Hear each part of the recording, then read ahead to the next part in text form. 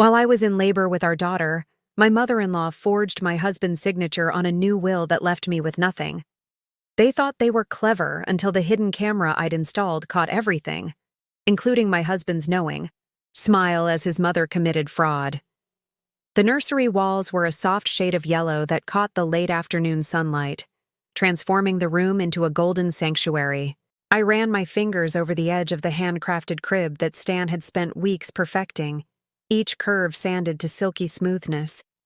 Before we jump back in, tell us where you're tuning in from, and if this story touches you, make sure you're subscribed, because tomorrow I've saved something extra special for you. 8 months pregnant, I felt like I was living in a dream, the kind where everything finally falls into place after years of struggle. Mona? Stan's voice called from downstairs. Mom and Dad are here. I took one last look at the stuffed animals arranged neatly on the windowsill and smiled. Our daughter would be here in just a few weeks. Our family would be complete. The relationship between Stan and me had always been something of a whirlwind. We'd met 5 years ago at a charity auction where I was coordinating the event, and he was a generous donor. He'd bid an outrageous amount on a weekend getaway package, then immediately asked if I'd join him. I'd laughed, thinking he was joking. He wasn't. 3 months later, we were engaged. 6 months after that, married. Stan came from wealth, old money that stretched back generations, invested in real estate, technology, and art.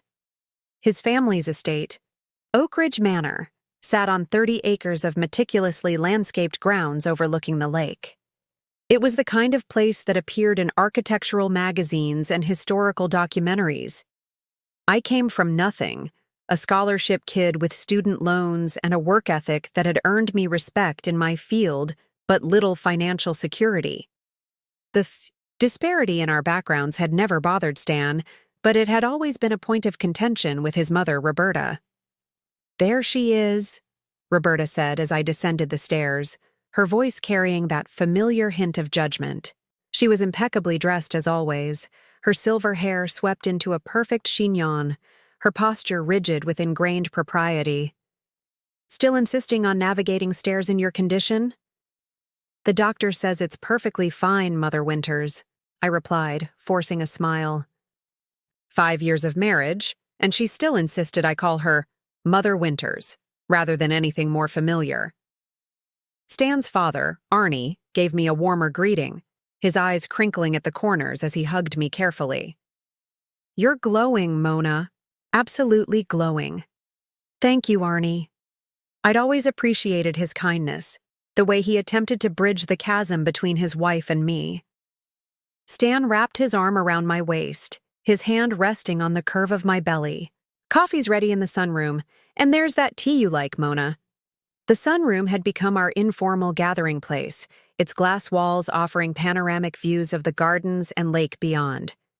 As we settled into the plush seating, I couldn't help but notice the folder Roberta placed deliberately on the coffee table. We need to discuss practical matters, she announced, her manicured fingers tapping the folder. With the baby coming, certain arrangements should be finalized. Stan tensed beside me. Mom, we've been over this. Mona and I have everything in order. Do you? Roberta's eyebrow arched.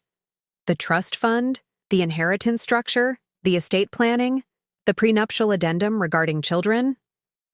My tea suddenly tasted bitter. We'd signed a prenup before marriage, something I'd agreed to understanding the magnitude of the Winters family wealth.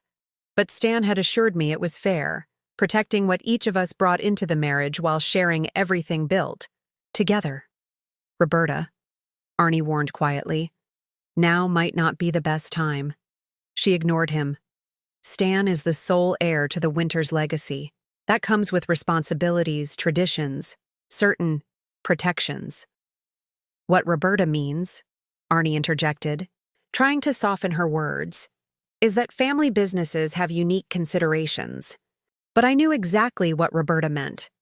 Despite 5 years of marriage, my position remained tenuous in her eyes. An outsider. Someone who might take advantage. I understand the importance of family traditions, I said carefully. But Stan and I make decisions together about our family's future. Roberta's smile didn't reach her eyes. Of course you do, dear. But there are realities you may not fully grasp. The Winters holdings are complex, built over generations. They require experienced management.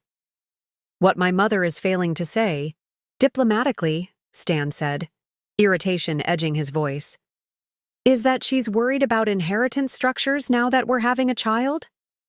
I placed my hand protectively over my belly. Our daughter will be a Winters, your heir. Yes, Roberta conceded, but bloodlines and legal structures are different matters entirely. The prenuptial agreement covered your marriage, but children, well, that creates new considerations. The tension in the room solidified into something palpable, a weight pressing down on my chest, making it difficult to breathe. I've taken the liberty of having our family attorneys draft some additional documentation, Roberta continued, sliding the folder toward Stan. Nothing dramatic, just ensuring the continuity of the Winters legacy through proper channels. The board of directors has certain expectations about succession planning. Stan didn't open the folder. Instead, he pushed it back toward his mother. Mona and I will review our will and estate plans with our own attorneys, Mother, but I can assure you, my wife and child will be fully provided for, exactly as I decide. I loved him fiercely in that moment, his unwavering support a shield against Roberta's thinly veiled hostility. Later that night, after his parents had left, I found Stan in his study staring at his laptop, brow furrowed in concentration. When I entered, he quickly closed the screen. Everything okay? I asked, massaging my lower back. The baby had been particularly active that evening. Just work stuff, he said, standing to guide me to the couch. I'm sorry about my mother today. You know how she gets about the legacy. I leaned against him, taking comfort in his solid presence. She's never going to see me as good enough for you, is she? He kissed the top of my head. Her opinion doesn't matter. You're everything to me, Mona. You and our little girl are my world now. I know, I whispered, but something nagged at me. A subtle shift in Stan's demeanor since his parents' visit. A distance, a preoccupation. I've been thinking, I said, carefully. Maybe we should review our will and legal documents, make everything crystal clear before the baby comes. Already taken care of, Stan replied, too quickly. I spoke with Paolo last week. Paolo Gianni was Stan's personal attorney, handling his business affairs and our joint legal matters. A family friend of the Winters for decades. Without me? I couldn't keep the hurt from my voice. Just preliminary discussions, he assured me. Nothing's been signed. We'll go together next week, I promise. I nodded, but the uneasiness remained, a shadow lurking at the edges of my happiness. That night, I couldn't sleep, replaying Roberta's words, the folder she'd brought, and Stan's quick dismissal of my concerns. The next morning, I called Crystal, my best friend since college, and the one person who had never been intimidated by the Winters family wealth or status. She's making her move, Crystal said bluntly after I recounted the previous day's events. She's always been waiting for the right moment to assert control, and she thinks your pregnancy makes you vulnerable. Stan wouldn't let her interfere, I insisted, but even to my own ears, the words lacked conviction. Crystal's silence spoke volumes. Finally, she said, Mona, I love you, but you need to protect yourself and your baby. Get your own lawyer, not Paolo, not anyone connected to the Winters family. That would look like I don't trust Stan. Maybe you shouldn't, not completely. Not with his mother whispering in his ear every chance she gets. I ended the call unsettled, Crystal's warning echoing in my mind. Trust had always been the foundation of our relationship. Stan had never given me reason to doubt him. And yet, that afternoon, I installed a small security camera in the study, disguised as a desk ornament, a decision that would ultimately change everything. Preparing and narrating this story took us a lot of time, so if you are enjoying it, subscribe to our channel. It means a lot to us. Now back to the story. The next 2 weeks passed, in a blur of nursery preparations and doctor's appointments. Stan seemed determined to make everything perfect, spending hours assembling furniture and hanging mobiles. But I couldn't shake the feeling that something had changed. I'd catch him on late-night phone calls that ended abruptly when I entered the room. Twice I noticed him with his parents at the estate's guest house through the kitchen window, deep in conversation that halted when I approached. "Just finalizing some business before paternity leave," he'd explain, kissing my forehead in that distracted way that was becoming all too familiar. I checked the footage from my hidden camera daily. At first, there was nothing, just Stan working. At his desk, occasional business calls. But 7 days after his parents' visit, I found something concerning. Stan and Paolo were in the study, documents spread across the desk. "Roberta is adamant about these changes," Paolo said, his Italian accent more pronounced than usual. "She believes they're necessary precautions." Stan ran his hands through his hair. "What if Mona finds out?"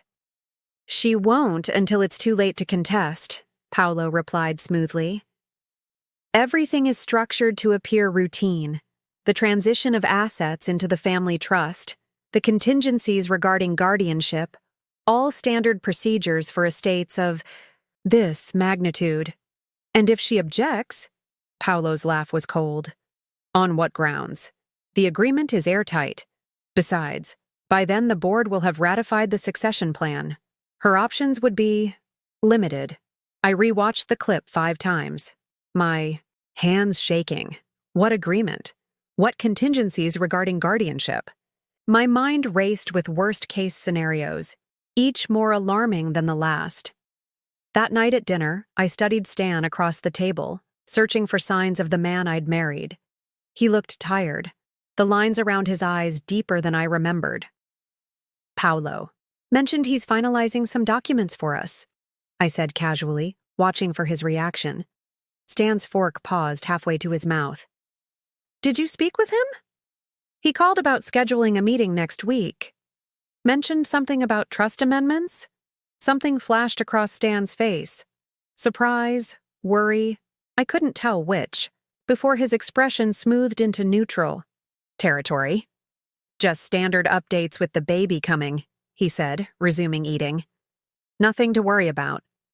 "Shouldn't we go through them together? I'd like to understand any changes." "Of course," he agreed too readily.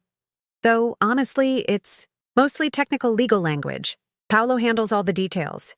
I nodded as if satisfied, but that night I called Crystal again. "I need a lawyer," I said without preamble. "Someone good, someone who isn't afraid to take on the Winters family if necessary." Crystal didn't ask questions. "I know exactly the person. Her name is Amelia Blackwood. She specializes in high-net-worth divorce and estate disputes. She's ruthless." "I'm not planning to divorce Stan," I protested. "Not yet," Crystal said quietly. "But you need to be prepared." I met Amelia Blackwood the next day at her downtown office. She was younger than I expected, maybe early 40s, with sharp eyes that missed nothing and a no-nonsense demeanor that was oddly reassuring. "Crystal explained your situation," she said, after I'd settled into a chair across from her desk. "You suspect your husband and his family are planning to alter estate arrangements without your knowledge or consent." "I don't know exactly what they're planning," I admitted. "But something's not right." Amelia nodded. "High-net-worth families often have complex asset protection strategies that can seem suspicious to outsiders. However, if they're making changes that affect your marital property rights or your child's inheritance without proper disclosure, that's another matter entirely." She opened a folder on her desk. "I've done some preliminary research on the Winters holdings. Impressive. Old money, new investments, extensive real estate portfolio. The family trust alone is estimated at over $200 million. My mouth went dry. I knew Stan was wealthy, but he'd always been private about the exact numbers. The prenup you signed, Amelia continued, scanning a document, is actually relatively fair by ultra-high net worth standards. You get the house you currently live in, a lump sum payment based on years of marriage, and ongoing support for any children. Not generous, but not punitive either. Stan said it was just to protect what each of us brought into the marriage. That's the standard line, Amelia said with a hint of cynicism. The question is, what's changed? Why the secret meetings? Why the concern about what you might find out? I placed my hands on my belly, feeling my daughter kick. What should I do? First, gather evidence. Continue with your security camera. That was smart. Second, get copies of all financial and legal documents you can access. Bank statements, property deeds, tax returns, existing wills and trusts. Third, don't confront anyone yet. The moment they know you're suspicious, they'll be more careful. I nodded, mentally cataloging the documents in Stan's home office. And Mona, Amelia added, her tone softening slightly, prepare a go bag, just in case. A go bag? Essential documents, some cash, necessities for you and the baby. Wealthy families can move quickly when they feel threatened. I've seen clients locked out of their homes with nothing but the clothes on their backs while the legal system catches up. The idea seemed absurd. Stan would never do that to me, especially not with our baby coming. But I remembered the look on Roberta's face when she talked about the winter's legacy, and doubt crept in. That night, while Stan worked late, I searched his office. Most financial documents were in a locked cabinet, but I found our marriage certificate, the prenup, and property deeds for our current home and 2 vacation properties. I photographed everything, sending copies to both Crystal and Amelia. In the back of the filing cabinet, I discovered a folder labeled Succession Planning. Inside was a draft document outlining the transfer of Winter's holdings to a new trust structure, one that listed Stan as primary trustee and Roberta as successor trustee in the event of his incapacity. My name appeared only in a subsection titled Contingent Beneficiaries, with strict limitations on access and control. Our daughter, unnamed but referenced as minor issue of Stanley Winters, would receive her inheritance only upon reaching age 35, with all assets controlled by the trustees, Stan and Roberta. Until then, there was no provision for me to serve as trustee or guardian of my own child's inheritance. With shaking hands, I photographed every page, then carefully returned everything, exactly as I'd found it. The final document in the folder made my blood run cold, an amendment to our existing will dated just 1 week earlier. It contained provisions that would effectively leave me with only the minimum guaranteed by the prenup if Stan died, with everything else held in trust under Roberta's control. It was unsigned, but a yellow sticky note marked Final Review, 5/15, sat on the cover page. 3 days away. 3 days before they planned to finalize whatever scheme they were concocting. I was due in 2 weeks. That night, as Stan slept beside me, I stared at the ceiling, my mind racing. The man I'd thought I knew, the man I'd trusted with my heart, my future, my child, was plotting behind my back, working with his mother to ensure I remained controlled, contained, an outsider to the Winters legacy despite carrying the next Winters heir. I slipped out of bed and quietly packed a bag with essential documents, photos of the files I'd found, toiletries, and a few changes of clothes. I hid it in the back of my closet behind winter boots I never wore, just in case. The next morning, my water broke. 2 weeks early, everything was about to change. "Stan!" I called out, a wave of panic washing over me as I felt the warm liquid trickling down my legs. "Stan, my water broke." He bolted upright in bed, instantly alert. "What? Now? But it's too early." "Tell that to your daughter," I gasped as the first contraction hit, sharp and insistent. The next hour was a blur of activity. Stan, calling the doctor, gathering the hospital bag we'd prepared weeks ago, helping me into dry clothes. Despite everything I'd discovered, I clung to his arm as another contraction ripped through me, instinctively turning to him for support. "Everything's going to be fine," he kept saying, his voice steady, but his eyes betraying his anxiety. "Dr. Patel says to come in right away. She'll meet us there." As Stan helped me into the car, his phone rang. "Roberta." He hesitated before answering. "Mom, not now. Mona's in labor," he said tersely. Then, after a pause, "Yes, 2 weeks early.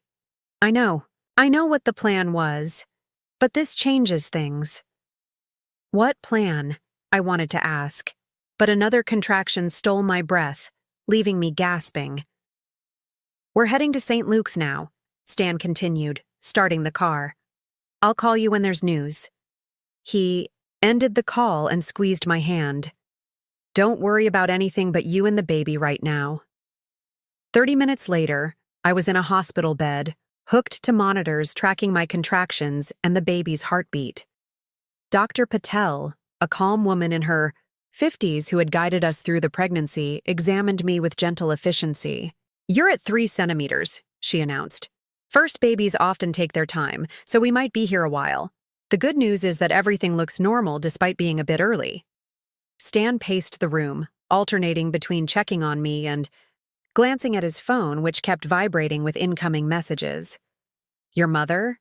I asked during a lull between contractions. He nodded, looking uncomfortable. "She wants to come to the hospital." "No." The word came out more forcefully than I intended. "I don't want her here, Stan. Not now." He seemed about to argue, then nodded. "Okay, it'll just be us."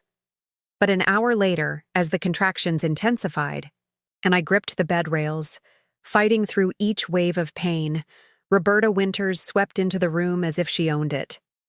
"Stanley," she said, ignoring me completely. "A word outside, please."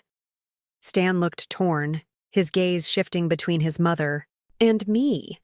"Go," I said, too exhausted to fight. "But come right back."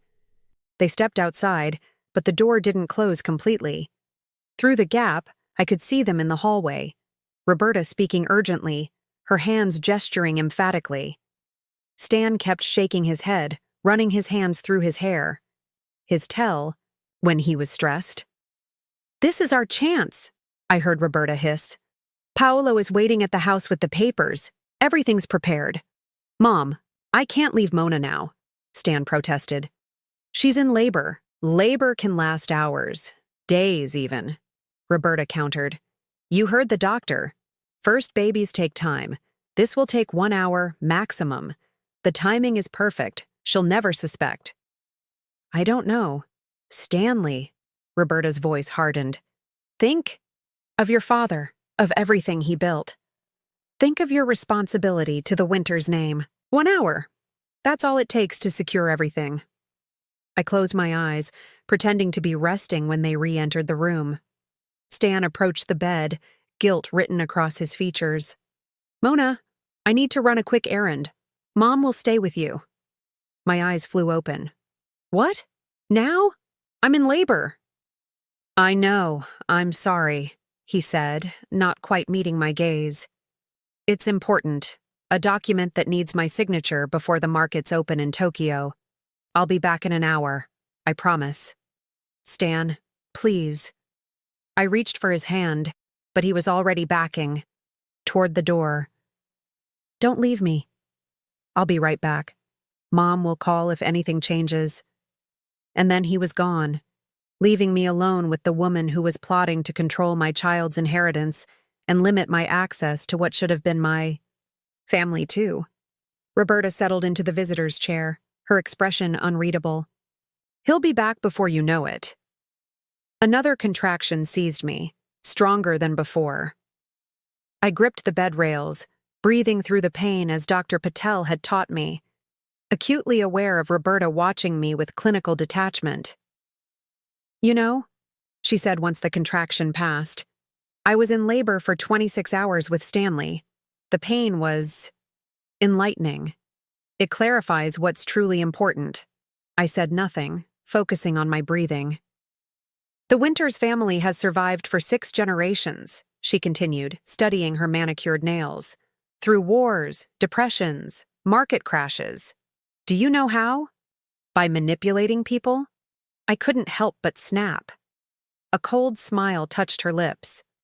By protecting what matters, by making difficult decisions, by putting family above individuals. I am family, I said, and so is my daughter. Blood isn't always enough. Roberta leaned forward. The Winters name carries obligations, responsibilities. Not everyone is equipped to handle them. Before I could respond, my phone buzzed with a text from Crystal. Where are you? With Roberta watching, I quickly typed, hospital. In labor. Stan left with his mother here. Something about papers. Crystal's response was immediate. On my way with Amelia. Don't sign anything. The next contraction hit just as the door opened and a nurse entered to check my progress. While Roberta stepped aside to give the nurse space, I whispered, Can you keep her out for a few minutes?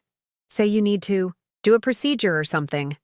The nurse, a woman in her 40s with kind eyes, glanced at Roberta and then back at me. Something in my expression must have conveyed my desperation, because she nodded almost imperceptibly.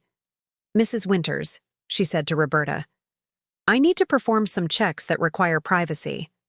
Would you mind stepping out for about 15 minutes? The cafeteria on this floor has decent coffee. Roberta looked displeased but acquiesced with cold dignity.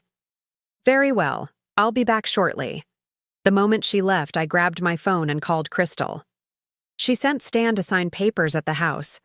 They were waiting for me to go into. They planned this. We're 10 minutes away, Crystal assured me.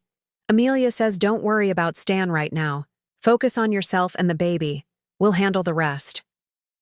As I ended the call, another realization hit me. Security camera in Stan's study.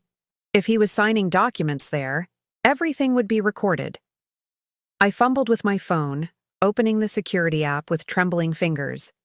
The connection took painfully long to establish, buffering as my next contraction began building. When the feed finally appeared, I almost dropped the phone. There in our study stood Stan, Paolo, and a woman I didn't recognize, presumably a notary. Spread across the desk were documents, the same ones I'd photographed days earlier, but now with signature lines highlighted in bright yellow. This is highly irregular, the notary was saying, her discomfort evident. The wife should be present, for changes of this magnitude. My wife is fully aware of these amendments, Stan lied smoothly. We discussed them extensively. She's currently in labor, which is why we're completing this now before the baby arrives and things get chaotic.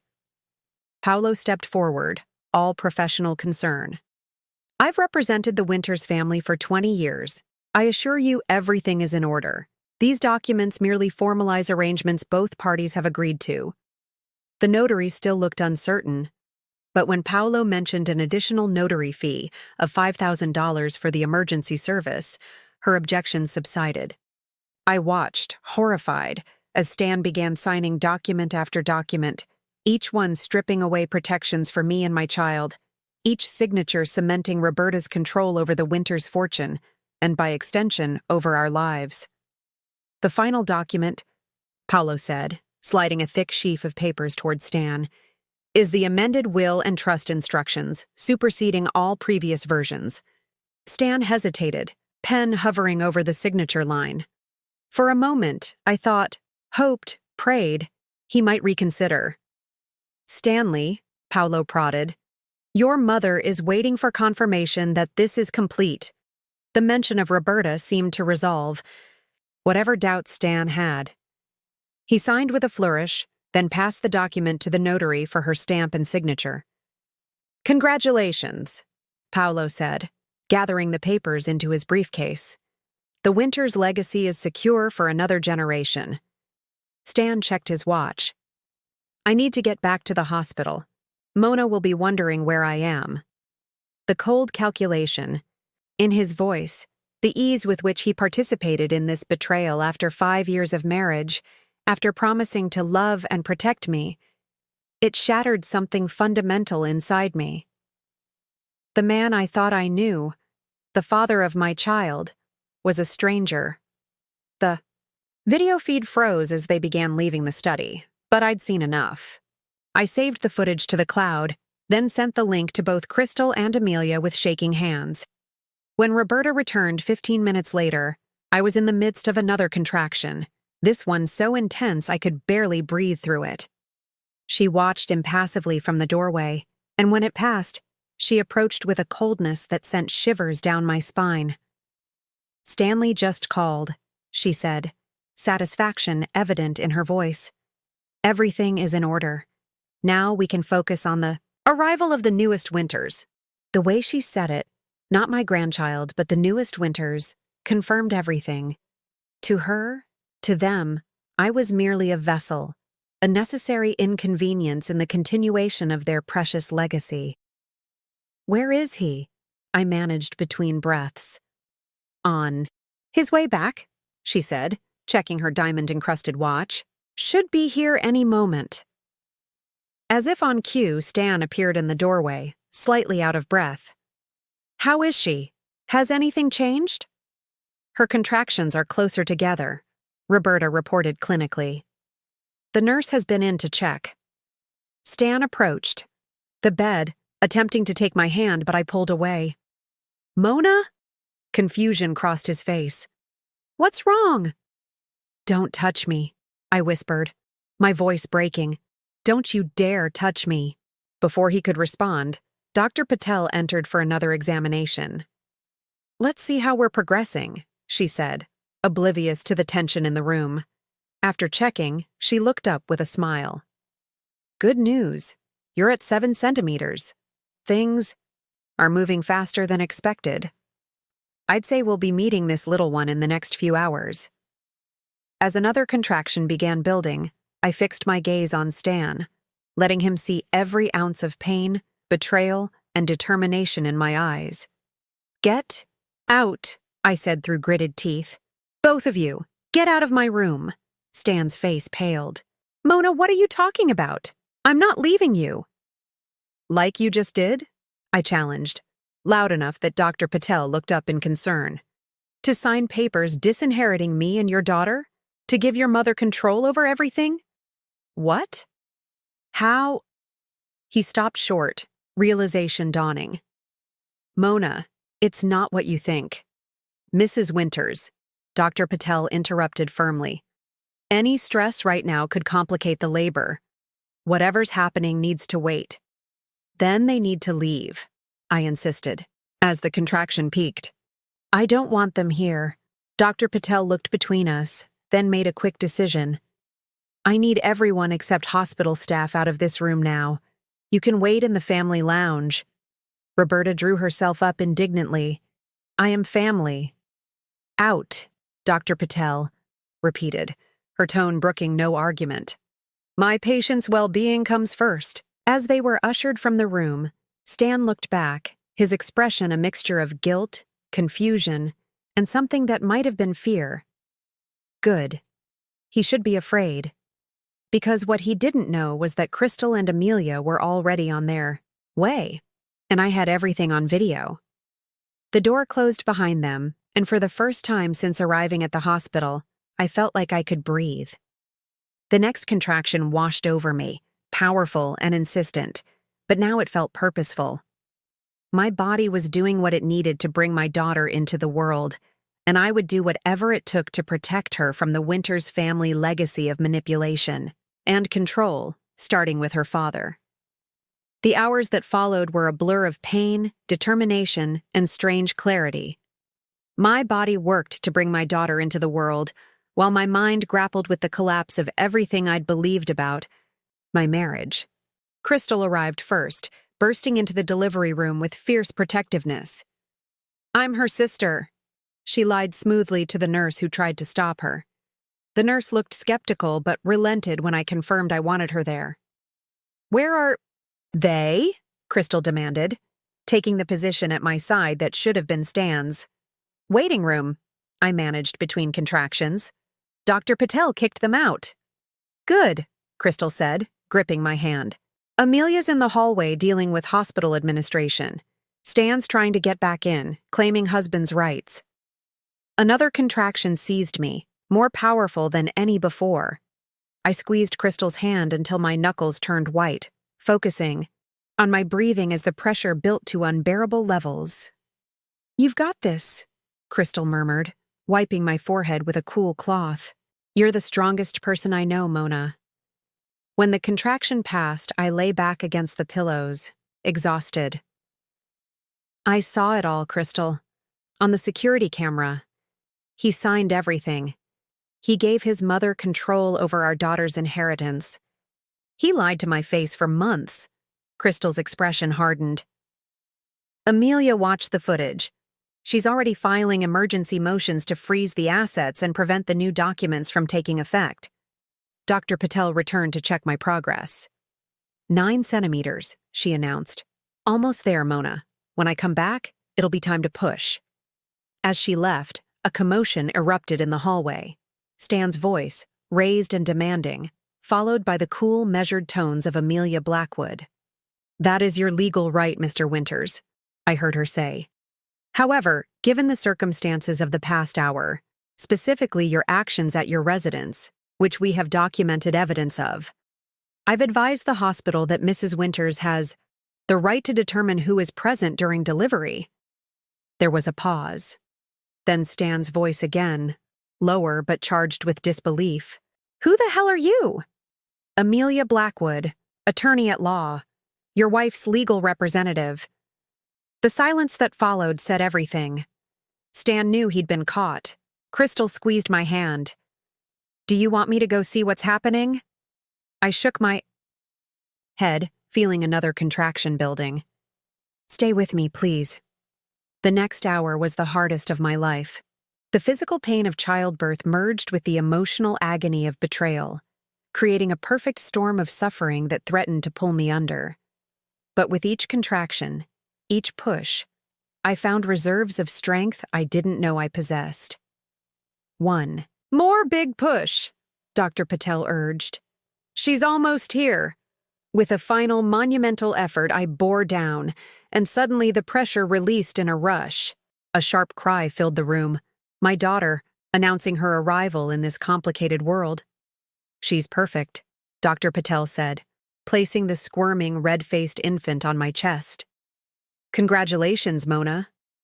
Looking down at my daughter's face, tiny, features scrunched in indignation, eyes squeezed shut, a fierce protective love surged through me. In that moment, I made a silent vow. No one would ever use her as a pawn. No one would control her future but her. "Hello, Ava," I whispered, the name we'd chosen months ago suddenly feeling right. "I'm your mama, and I promise I'll always protect." "You?" Crystal wiped tears from her eyes. "She's beautiful, Mona." As the nurses took Ava for cleaning and measurements, Amelia slipped into the room, her expression grave but satisfied. "It's done," she said quietly. "I filed for an emergency injunction against the document Stan signed today. The judge granted it based on the video evidence of fraud and coercion. Nothing goes into effect until a full hearing." Relief washed over me, followed immediately by bone-deep exhaustion. The adrenaline that had carried me through labor drained away, leaving me hollow. "Stan?" I asked, not sure what answer I wanted. "In the waiting room with his mother," Amelia replied. "Hospital security is ensuring they keep their distance per your wishes. They've been informed of the video evidence." A soft knock at the door interrupted us. A nurse entered, cradling Ava wrapped in a pink blanket. "Someone wants her mama," she said, gently transferring my daughter back into my arms. Looking down at Ava's face, now peaceful in sleep, the magnitude of what had nearly happened, hit me fully.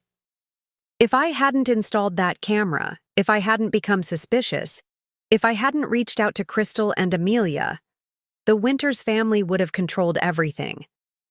My daughter's future would have been decided by Roberta, the woman who had orchestrated this betrayal, and I would have been powerless to stop it. What happens now? I asked Amelia, my voice barely above a whisper. Now, you rest, she said firmly. Recover. Bond with your daughter.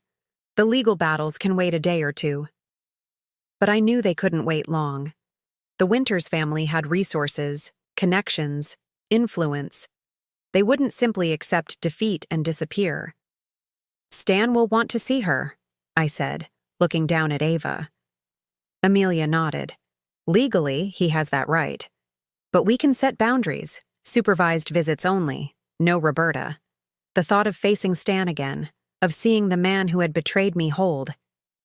Our daughter made my chest tighten, but as much as I hated him in this moment, he was Ava's father. That complicated reality couldn't be wished away.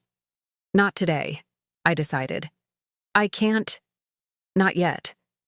Crystal took my free hand. One day at a time, Mona. You don't have to figure everything out right now. As if sensing the tension, Ava stirred in my arms, her tiny face contorting briefly before settling back into sleep. So innocent, so unaware of the storm surrounding. Her birth. We need to move your things from the house, Crystal said practically. You can't go back there. The realization that I no longer had a home, that the life I'd built with Stan was over, hit me with unexpected force. All the nursery preparations, the carefully selected furniture, the tiny clothes folded in drawers. Gone.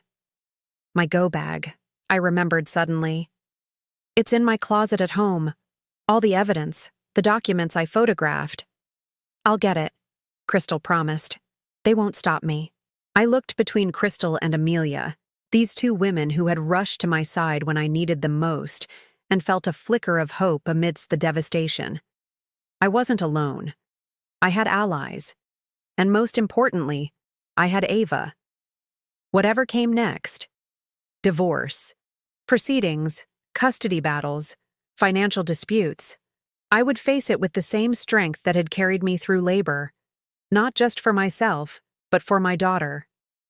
Try to sleep, Amelia advised, heading toward the door. I'll be back in the morning with updates. As they left me alone with Ava, I studied her peaceful face, memorizing every perfect feature. It's just you and me now, little one, I whispered. But we're going to be okay. I promise. Outside my room, I could hear the muffled sounds of hospital activity, doctors being paged, visitors coming and going, the steady rhythm of normal life, continuing despite my world being turned upside down. And somewhere out there, Stan and Roberta were plotting their next move. But for now, in this quiet room with my daughter breathing softly against my chest, I allowed myself a moment of peace. Tomorrow would bring challenges enough. Morning came too quickly, sunlight filtering through the hospital blinds as a nurse checked my vitals. Ava slept in the clear bassinet beside my bed, her tiny chest rising and falling in perfect rhythm. I'd barely slept, alternating between staring at my daughter in wonder and replaying the betrayal in my mind. A soft knock at the door startled me. Crystal entered, carrying my go bag and a cardboard cup of real coffee. A welcome sight after. The hospital's watery substitute. How are you holding up? She asked, setting the coffee on my tray table. Like I've been hit by a truck, I admitted. Physically and emotionally. Crystal nodded, pulling up a chair. I got your things. The housekeeper let me in. She seemed to know something was wrong. Did you see Stan? No, but his car wasn't there. Neither was Roberta's. Crystal hesitated. Mona, there's something else. When I was getting your bag, I noticed your hidden camera was gone. The desk ornament. It wasn't there anymore. My stomach dropped. They found it. Looks like it. But it doesn't matter. The footage is saved to the cloud, right? I nodded, though the knowledge that they'd discovered my surveillance was unsettling. It meant they knew exactly what evidence I had against them. The door opened again, and Amelia walked in, impeccably dressed as always, looking as though she'd been awake for hours. Behind her was a younger woman wheeling a laptop on a small cart. "Good morning," Amelia said briskly. "This is Ava, my assistant. Not to be confused with your Ava." She smiled briefly at the baby. "We have developments." The efficiency in her tone made me sit up straighter. "What kind of developments?" "The Winters family has been busy," Amelia said, gesturing for her assistant to set up the laptop. At 6 a.m., Paolo Gianni filed a motion to dismiss our injunction, claiming the video was obtained illegally and constitutes an invasion of privacy. "That's ridiculous," Crystal protested. "It was Mona's house, too." Amelia held up a hand. "We expected this. It's a standard tactic to buy time while they regroup." She turned to me. "There's something else. Stan has requested an emergency hearing regarding visitation rights." "Already?" The thought of Stan seeing Ava, holding her, made my chest tighten, painfully. "It's actually a good sign," Amelia said. "If they're focusing on visitation rather than challenging the injunction itself, it suggests they know the documents won't hold up under scrutiny. They're shifting to Plan B." I wasn't sure. I found that comforting, which is positioning Stan as the devoted father while painting you as unstable and vindictive. Amelia's bluntness was jarring but necessary. Standard playbook when wealthy families face these situations. The assistant, the other Ava, turned the laptop screen toward us. "We've been monitoring social media and news outlets. The Winters PR team has been active." The screen showed a statement released by the Winters family spokesperson, expressing deep concern for Stanley's newborn daughter and sadness that private family matters have been needlessly complicated during what should be a joyous time. Reading between the lines, they were already working to control the narrative. "They're going to try to make me look like the villain," I realized. "Yes," Amelia agreed without sugarcoating. "But we have something they don't expect." She reached into her briefcase and withdrew a USB drive. "Your hidden camera captured more than just yesterday's events." I frowned. "What do you mean?" Amelia nodded to her assistant, who plugged in the drive and pulled up a video file. It showed Stan and Roberta in his study from 2 weeks earlier, a clip I hadn't reviewed carefully. "I trust Paolo is handling everything," Roberta was saying, examining a document on Stan's desk. Stan nodded. "As we discussed, everything transfers to the family trust. Mona gets the house and the prenup settlement, enough to look generous without giving her any real control. And if she contests it, Paolo says she won't have grounds. The prenup is solid." Stan sighed, rubbing his temples. "I still don't understand why we can't just tell her. She's my wife, Mother." Roberta's laugh was cold. "Your wife of 5 years. The Winters legacy spans generations. Don't be naive, Stanley. Women like Mona see dollar signs, not family traditions. If she knew what was really at stake, what you're really worth." She shook her head dismissively. "She's not like that," Stan protested, but weakly. "Perhaps not. But we can't take that chance. Not with what's coming." Stan looked up sharply. "You said Callum agreed to wait until after the baby." "Circumstances change," Roberta cut him off. "The SEC investigation into Callum's finances is accelerating. If they find the connection to our offshore accounts, everything could be compromised. We need to move assets now before Mona has any legal claim to them through the child." I stared at the screen in shock. "SEC investigation? Offshore accounts? What is she talking about?" Amelia paused the video, her expression serious. "It appears the Winters family has been involved in financial improprieties with someone named Callum. This changes everything." She looked at me intently. "They weren't just trying to control your daughter's inheritance or limit your access to family wealth. They were trying to shield assets from a federal investigation." The implications hit me all at once. This wasn't just about family tradition or Roberta's dislike of me. This was potentially criminal. "Can we use this?" I asked, my mind racing. "Absolutely," Amelia confirmed. "This gives us leverage they never anticipated. Criminal exposure changes the calculation entirely. Stan and Roberta were willing to manipulate you, but I doubt they're willing to face federal charges. For the first time since discovering Stan's betrayal, I felt a glimmer of hope. Not just that I could protect myself and Ava, but that I might actually emerge from this nightmare in a position of strength. "What do we do next?" I asked. Newfound determination, steadying my voice.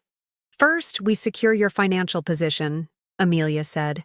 "Based on this new evidence, I'm going to request a freeze on all Winter's family assets pending investigation. Second, we need to establish you and Ava in a secure location, not with Crystal. That's too obvious. I have a client with a guest house in Westlake who owes me a favor." Crystal squeezed my hand supportively. "I'll help you move as soon as you're discharged," Amelia continued. "Third, we need to gather more information about this Callum and the SEC investigation. My firm has contacts we can reach out to discreetly." The pieces were falling into place, a path forward emerging from what had seemed like complete devastation just hours before. A gentle mewling sound from the bassinet drew our attention. Ava was awake, her tiny face scrunched in preliminary protest. I reached for her, bringing her to my chest with a newfound protectiveness. "And what about Stan?" I asked, cradling Ava close. "He'll want to see her." Amelia's expression softened slightly as she looked at the baby. "We'll set up supervised visitation, for now. But with this new evidence, we're in a position to dictate terms rather than respond to his demands." Looking down at my daughter, I felt a strange sense of clarity. 24 hours ago, I had been betrayed by the man I loved, left vulnerable and alone during what should have been one of the most joyful moments of my life. Now, through a combination of foresight, friendship, and sheer luck, I had uncovered a truth that might not just protect me but give me the upper hand. "One more thing," Amelia added, her tone careful. "When Stan comes to visit Ava, we need to assess what he really knows about his family's financial dealings. He might be a willing participant, or he might be a pawn in Roberta's game." The thought caught me off guard. I had assumed Stan was fully complicit, but watching the video again, I wasn't entirely sure. His protests to Roberta had seemed genuine, if weak. Was it possible he didn't understand the full extent of what his family was involved in? "Either way," I said firmly, "he betrayed me. He betrayed us." I looked down at Ava, peaceful in my arms. "But if there's a chance to use this situation to our advantage, I'm ready." The nurse entered then, coming to check Ava's vitals. As she took my daughter for the standard newborn tests, I felt a strange sense of transformation beginning within me. The wounded, betrayed wife was giving way to something stronger, a mother determined to protect her child, a woman ready to fight for what was rightfully hers. Roberta and Stan had underestimated me. They thought labor would leave me vulnerable, distracted, an easy target for their schemes. They had no idea what they'd awakened. The hospital discharged us the following afternoon. As the nurse wheeled me toward the exit, Ava securely fastened in her car seat. I felt a strange mix of vulnerability and determination. The world outside seemed simultaneously threatening and full of possibility. Crystal waited by her car, vigilant and protective. "Any sign of them?" I asked as she helped me into the passenger seat. "Nothing," she confirmed, securing Ava's car seat in the back. "But Amelia has a private security contact following us to the guest house, just to be safe." As we drove away from the hospital, I kept checking the rearview mirror, half expecting to see Stan's sleek black sedan or Roberta's Mercedes following us. But the only car behind us was the unmarked vehicle Amelia had arranged, a reassuring presence rather than a threat. The guest house turned out to be a charming cottage set behind a sprawling Mediterranean-style mansion in Westlake, one of the city's most exclusive neighborhoods. Nestled among oak trees and hidden from the main road by a high stone wall, it offered both luxury and security. Amelia's client is a tech CEO, Crystal explained as we pulled up to the private entrance. She handled his divorce last year. Apparently his ex-wife tried to claim his pre-IPO stock options. He's in Tokyo for the next 6 months. A woman in her 60s greeted us at the door. I'm Martha, the housekeeper, she said warmly. Everything's ready for you and the little one. Mr. Daniels says you're welcome to stay as long as needed. The interior was tastefully furnished, modern but comfortable, with a fully equipped kitchen, spacious living area, and 2 bedrooms. The smaller one had been hastily converted into a nursery, with a portable crib and changing table already set up. Amelia's assistant arranged it all this morning, Crystal explained, setting down my bags. And I picked up some newborn essentials since all your baby things are still at the house. The thoughtfulness of these preparations, from people who barely knew me but had rallied to my aid, brought unexpected tears to my eyes. After days of betrayal and uncertainty, this show of support was overwhelming. Martha showed us around, explaining the security system and pointing out that the main house staff were aware of our presence, but instructed to maintain complete discretion. There's a panic button by each bed, she added matter-of-factly. It alerts private security directly. Mr. Daniels is very serious about his privacy, and yours. Once Martha left, Crystal helped me settle in, unpacking the essentials while I fed Ava. The peaceful domestic routine felt surreal against the backdrop of legal battles and hidden cameras. Have you checked your phone? Crystal asked, arranging diapers and wipes on the changing table. I shook my head.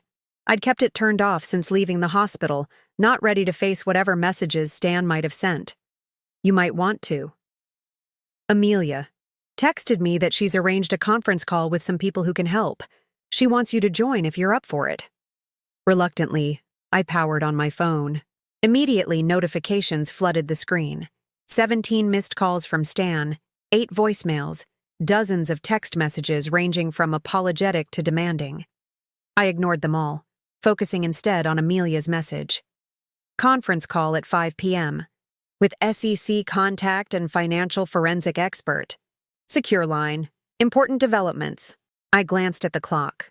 Just over an hour from now. I need to take this call, I said, gently burping Ava against my shoulder. Can you? I'll watch her, Crystal assured me. You need to focus on the legal stuff. That's how we win this. Precisely 5 p.m., my phone rang with a call from Amelia. When I answered, she immediately explained that I was on a secure conference line with several people. Mona, I have Darius Chen from the Financial Crimes Division of my firm, and Caroline Walsh, a former SEC investigator who now consults privately. They've been reviewing the footage and documents you provided. Mrs. Winters, a man's voice, presumably, Darius, spoke up. What you've uncovered appears to be evidence of significant financial impropriety. The reference to Callum is particularly interesting to us. Why's that? I asked, settling into the living room sofa. Callum Reeves, a woman's voice, Caroline explained, is currently under SEC investigation for securities fraud and tax evasion through a complex network of offshore accounts. We've been tracking his associates for months, but the Winters connection is new information. My heart raced. So my mother-in-law wasn't just being controlling? She was hiding criminal activity? Based on the conversation you captured, it appears the Winters family has been moving assets offshore, possibly to shield them from regulatory scrutiny, Darius confirmed. The timing of these new documents, rushed through while you were in labor, suggests they were attempting to insulate these assets from any claim you might have as the mother of a Winters heir. What does this mean for my situation? I asked, trying to process the implications. It gives us significant leverage, Amelia interjected. The Winters family values their reputation and freedom more than anything. The threat of being implicated in Callum Reeves's criminal investigation would be devastating to them. Caroline added, I still have contacts at the SEC. This information would be extremely valuable to their ongoing investigation. If you're willing to share what you've discovered, it could help build a case. and potentially provide you with whistleblower protections. The magnitude of what I'd stumbled upon was dizzying. What had begun as a mother-in-law's scheme to control her family's wealth had revealed something far darker, potentially criminal financial dealings that could bring down not just Roberta, but the entire Winters empire. "I need to think about this," I said carefully. "I want to protect myself and my daughter, but I never intended to destroy Stan's family." "Of course," Amelia assured me. "But it's important you understand the value of what you possess. This gives us options, and in negotiations, options are power." After the call ended, I sat in silence, watching the afternoon sunlight filter through the trees outside. Crystal emerged from the bedroom, gently closing the door behind her. "Ava's asleep," she whispered, joining me on the sofa. "What happened?" I explained everything. The SEC investigation, Callum Reeves, the offshore accounts, the potential whistleblower status. "This is huge, Mona," Crystal said, her eyes wide. "The Winters family could face serious consequences." "That's what scares me," I admitted. "I wanted justice for what they did to me, protection for Ava's future. I didn't set out to send anyone to prison." "They made their choices," Crystal reminded me gently. "You didn't create this situation. You just uncovered it." Before I could respond, my phone buzzed with a text from Amelia. "Stan requesting to see Ava tomorrow. Supervised visit only. Your decision." I stared at the message, conflicted. Despite everything, Stan was Ava's father. Denying him access to his newborn daughter felt wrong, even after his betrayal. But could I face him knowing what I now knew? "What are you going to do?" Crystal asked, reading the message over my shoulder. I took a deep breath, my protective instincts warring with my sense of what was right. "I'm going to let him see her, but only here, with security present." Crystal nodded supportively. "I think that's the right call. And it gives you a chance to gauge how much he really knows about the financial stuff." As I typed my response to Amelia, I felt a strange sense of calm settling over me. The days ahead would be challenging, filled with legal maneuvers and difficult conversations, but for the first time since discovering Stan's betrayal, I felt like I had solid ground beneath my feet. I wasn't just a victim of the Winters family's manipulation anymore. I had information, support, and options. Most importantly, I had people fighting alongside me, Crystal's unwavering friendship, Amelia's strategic brilliance, even strangers like Darius and Caroline lending their expertise to my cause. Tomorrow I would face Stan for the first time since Ava's birth. I would look into the eyes of the man who had betrayed me while I brought our daughter into the world, and I would do so not from a position of weakness, but one of power. The thought was both terrifying and exhilarating. Morning light filtered through the guest house windows as I prepared for Stan's visit. Ava lay in her portable bassinet, blissfully unaware of the tension surrounding her existence. I'd barely slept, rehearsing. What I would say? How I would remain composed when facing the man who had betrayed me during my most vulnerable moment. "Security team just checked in," Crystal reported, joining me in the kitchen. "They've swept the perimeter. Everything's clear." I nodded, grateful for her steady presence. I told Amelia to let him come at 10. I wanted to be sure Ava was fed and settled. "Smart," Crystal agreed, pouring coffee into a mug and sliding it toward me. "What's your game plan?" Besides not throwing scalding liquids at him, which would be my first instinct. Despite everything, I smiled. "I'm going to let him see Ava. That's it. No negotiations, no discussions about the future. If he tries to bring up anything legal, I'll refer him to Amelia." Crystal squeezed my shoulder supportively. "I'll be in the next room if you need me. Just yell coffee if you want me to interrupt." At precisely 10 a.m., the security system announced a visitor at the gate. On the monitor, I saw Stan standing beside his car, looking uncharacteristically disheveled in wrinkled clothes. his usually perfect hair uncombed. "Let him in," I instructed the security guard, who'd positioned himself discreetly in the guest house's entryway. When Stan entered, his eyes immediately sought mine, then darted to Ava sleeping peacefully in her bassinet. Something flickered across his face, longing, regret. I couldn't tell which. "Mona," he said, his voice hoarse. "Thank you for— You have 30 minutes, I interrupted coldly. "You can sit there." I gestured to the armchair across from where I stood protectively beside Ava. He nodded, moving carefully as if afraid sudden movements might cause me to rescind my offer. As he settled into the chair, I noted the dark circles under his eyes, the slight tremor in his hands. "How is she?" he asked softly. "Healthy. Perfect." I kept my answers clipped, emotionless. "And you? Are you recovering okay?" The concern in his voice nearly broke my composure. How dare he pretend to care after what he'd done? "I'm fine," I said flatly. "If you want to hold her, you can." Surprise registered on his face, followed by naked gratitude. He rose slowly, approaching the bassinet, with reverence. I fought the urge to step between them, reminding myself that despite everything, he was her father. With practiced gentleness, we'd taken parenting classes together, a lifetime ago. Stan lifted Ava into his arms. Her eyes fluttered open briefly, before closing again, trusting and unaware. "She's so beautiful," he whispered, his voice cracking. "She looks like you." I said nothing, watching him cradle our daughter, searching his face for signs of the deceit I now knew him capable of. How could this man, who looked at Ava with such genuine love, have plotted against her mother while she was bringing her into the world? "Mona, I know you're angry." "Don't," I cut him off sharply. "This visit is for you to see Ava. That's all." He nodded, returning his attention to the baby.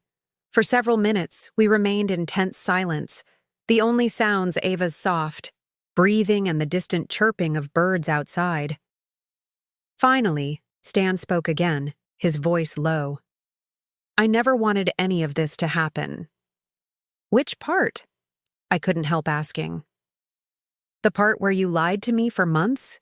Or the part where you snuck off to sign documents disinheriting me while I was in labor?" He winced. "It wasn't like that." "Have it on video, Stan. Every word. Every signature." His shoulders slumped. "I know. Your lawyer shared the footage with Paolo. That's why I'm here without my mother or any attorneys. I needed to see you, both of you, alone." Something in his tone caught my attention. I studied him more carefully, noting the nervous glance toward the door, the way he cradled Ava closer, almost protectively. "What's going on, Stan?" He hesitated, then said carefully, "Things are complicated with my family right now. More complicated than you know." "Because of Callum Reeves?" I asked, watching his reaction closely. Stan's head snapped up, his eyes widening in shock. "How do you—" He stopped abruptly, recalibrating. "What exactly did you hear?" The genuine surprise in his expression was impossible to fake. In that moment, I realized that whatever financial impropriety the Winters family was involved in, Stan might not be fully aware of its extent. "Enough to know that your mother's actions weren't just about controlling the family fortune," I said carefully. "There's an SEC investigation involving offshore accounts linked to your family business." Stan paled visibly, his grip on Ava tightening, slightly until she squirmed in protest. He immediately adjusted, soothing her with a gentle bouncing motion that came naturally to him. "Mona," he said, his voice barely above a whisper, "I need to tell you something. But not here. I don't think this place is as secure as you believe." A chill ran down my spine. "What are you talking about?" Instead of answering, Stan reached into his pocket and withdrew a small device, a signal detector. He placed it on the coffee table, between us, and switched it on. Immediately it lit up, indicating the presence of listening devices. My blood ran cold. Who? Stan shook his head slightly, warning me to stop talking. He took out his phone, typed something, and showed me the screen. Not safe to talk. Mother has connections everywhere. Meet me tomorrow 2 p.m. at the Botanical Garden Conservatory. Come alone. Bring evidence. I stared at him, trying to read the truth in his eyes. Was this another manipulation? Or was Stan actually trying to help me? Before I could decide, Ava began to fuss, her small face scrunching up in preparation for a cry. Stan looked down at her, then back at me, desperation clear in his expression. She's probably hungry, I said, taking her from his arms. Our fingers brushed during the exchange, the first physical contact we'd had since before her birth.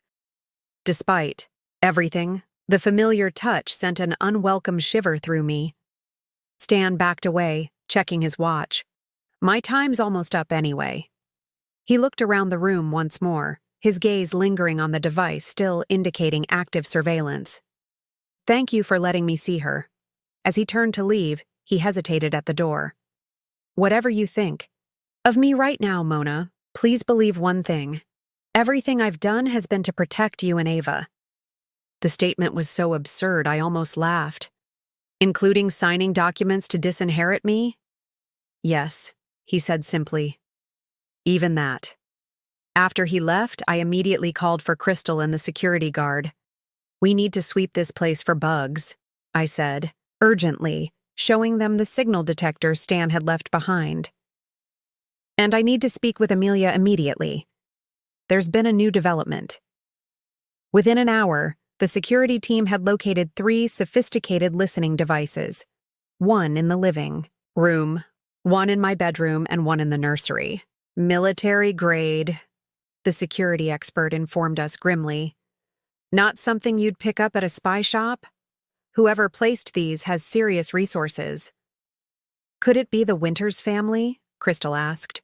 The security expert shrugged. Could be. Could also be federal authorities if there's an ongoing investigation. Or corporate espionage.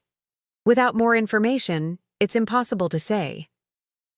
I thought of Stan's message, Mother has connections everywhere, and the genuine fear in his eyes when I mentioned Callum Reeves. For the first time, I considered the possibility that Stan might be caught in something beyond his control, just as I was. I need to meet with him tomorrow, I told Amelia when she arrived, having rushed over after my urgent call. Alone? Absolutely not, she protested immediately. It could be a trap. Or it could be our chance to understand what's really happening, I countered. You saw his reaction on the video when Roberta mentioned Callum and the SEC investigation. He seemed surprised, maybe even alarmed. That doesn't exonerate him from betraying you, Crystal pointed out. No, I agreed.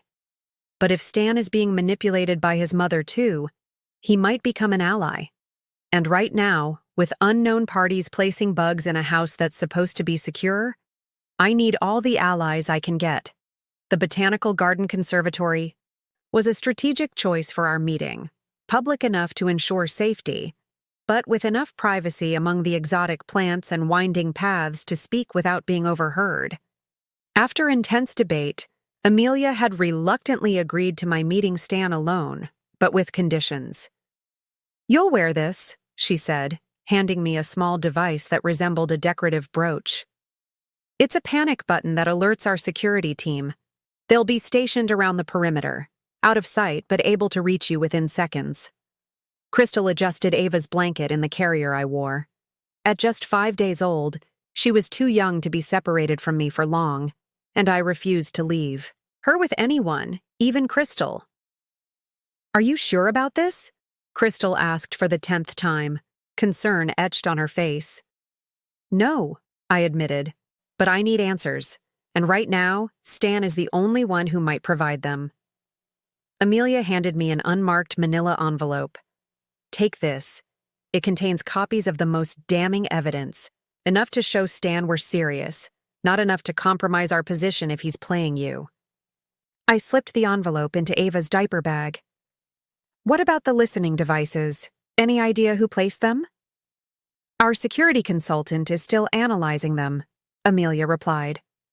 The technology is high-end, available primarily to government agencies and certain private security firms. The implications were unsettling. Either the Winters family had connections to such resources, or we were dealing with something even bigger than we'd initially thought. Remember, Amelia cautioned as I prepared to leave, don't make any agreements, don't sign anything, and don't reveal everything we know.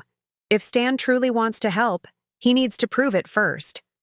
At the conservatory, I arrived 15 minutes early, securing a secluded bench in the tropical plant section, where the humid air and dense foliage created a natural sound barrier. Ava slept peacefully against my chest, untroubled by the gravity of our situation. Stan appeared precisely at 2 p.m., scanning the area carefully before approaching. He looked worse than yesterday. His normally immaculate appearance further deteriorated, dark circles more pronounced beneath his eyes. "Thank you for coming," he said, sitting beside me but maintaining a respectful distance. His gaze fell to Ava, softening momentarily before returning to my face with renewed intensity. "Did you bring what I asked for?" "Some of it," I replied cautiously. "But first, I need answers, Stan. Real ones." He nodded, seeming to expect this. "I don't know where to begin. How about with why you betrayed me while I was giving birth to our daughter?" The words came out sharper than intended, my composure already slipping. Stan winced. "I know how it looks, Mona, but I was trying to protect you both." "By disinheriting me? By giving your mother control over our daughter's future?" I kept my voice low despite my anger, conscious of Ava sleeping against me.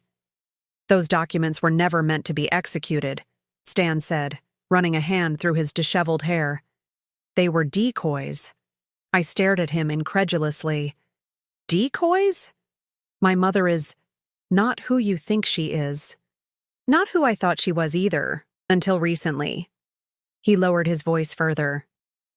"The Winters family business has been involved in some questionable financial arrangements for decades. My father started it, partnering with Callum Reeves to move assets offshore, avoiding taxation as regulatory oversight." "And you had no idea?" I asked skeptically. "I knew some of it," he admitted. "The basic structure was presented to me as standard practice for families of our wealth. Tax efficiency, they called it. But about 6 months ago, when you got pregnant, I started asking more questions, wanting to understand exactly what I'd be passing down to our child." Stan glanced around before continuing. "What I discovered alarmed me. The tax efficiency strategies were actually elaborate money laundering operations. Callum was using our legitimate businesses to clean funds from less reputable sources. When I confronted my mother, she dismissed my concerns, insisted it was all perfectly legal with the right interpretations. But you didn't believe her, I supplied, starting to see where this was heading. I couldn't. The numbers didn't add up. For the first time, I glimpsed the financial acumen that had made Stan a respected businessman in his own right. So I hired an independent forensic accountant to review everything off the books. What he found, Stan shook his head grimly. My mother has been siphoning funds from the family business for years, funneling them through Callum's network into private accounts only she controls. I processed this information, trying to reconcile it with what I already knew. That still doesn't explain why you signed those documents while I was in labor. Because my mother was getting suspicious of my questions. The accountant warned me that assets were being moved at an accelerated rate. She knew something was coming. I needed to make her believe I was still loyal, still playing by her rules. Stan looked at me imploringly. The documents I signed, that day, they're legally meaningless. Paolo may be my mother's attorney, but he's been my mentor since law school. He drafted them with deliberate flaws that would render them unenforceable. The revelation hit me like a physical blow. So you're saying this was all... What? An elaborate performance to fool your mother? Not all of it, Stan admitted, shame crossing his features. I should have told you everything from the beginning. I should have trusted you. But my mother has eyes and ears everywhere, as you discovered with those bugs. I was afraid that if you showed any sign of awareness, she might— He trailed off, unable to finish the thought. Might what, Stan? I pressed. My father didn't die of natural causes, Mona. His voice dropped to barely a whisper. His heart attack came right after he threatened to expose Callum's operation to the authorities. Ava stirred against my chest, sensing my sudden tension. I gently soothed her, trying to process the bombshell Stan had just dropped. Are you saying your mother— I couldn't even complete the question. I can't prove it, Stan said. But the timing and certain conversations I've overheard, I believe she was involved. And when I found out you were pregnant, when I realized our child would be another heir with potential claims to the Winters' fortune. His eyes, when they met mine, held genuine fear. I couldn't risk her seeing you as a threat, too. So you played along, I said, the pieces finally falling into place. Pretended to be the dutiful son while secretly gathering evidence. He nodded. And then you went into labor 2 weeks early, accelerating everything. I had to make a split-second decision, continue the charade or reveal everything and potentially put you both at risk. I chose what I thought would keep you safest. And the hidden camera? Did you know about that? Stan actually smiled slightly. Not until after the fact. It was unexpected, but it might have saved us all. I studied him, searching for signs of deception but finding only exhaustion and relief at finally sharing the truth. What's in the envelope? He asked, nodding toward the diaper bag. I retrieved it, hesitating only briefly before handing it over. Evidence of what we know. Some of it anyway. Stan examined the contents quickly, his expression growing grimmer with each page. This is even worse than I thought. The SEC isn't just investigating Callum. They're already connecting dots to Winters' holdings. So what now? I asked. If what you're saying is true, we're caught in the middle of something extremely dangerous. Stan returned the envelope, his decision apparently made. We need to take what we have to the authorities before my mother realizes how much we know. But we'll need protection. Witness protection, possibly. The people Callum works with, they don't handle exposure well. The magnitude of our situation settled over me like a physical weight. What had begun as a personal betrayal had evolved into something far more sinister. Financial crimes, possible murder, and a mother-in-law who might be willing to eliminate any threat to her control. What about Ava? I whispered, tightening my hold on our daughter. She deserves better than this. Stan's expression softened as he looked at our child. That's why we have to end this now. Give her a chance at a normal life, free from all of this. For the first time since discovering his betrayal, I felt a tentative reconnection with the man I had married. Whether I could ever trust him again remained to be seen. But in this moment, our shared concern for Ava's safety created a fragile alliance. I need to discuss this with Amelia, I said. If we're going to the authorities, we need to do it right. No more secrets, Stan. No more solo decisions. He nodded, understanding the implicit condition. No more secrets. I promise. As we prepared to leave, Stan suddenly froze, his gaze fixed on something beyond my shoulder. I turned to follow his line of sight and felt my blood turn to ice. Standing at the entrance to the tropical plants section, watching us with cold calculation, was Roberta Winters. Well, isn't this a touching scene?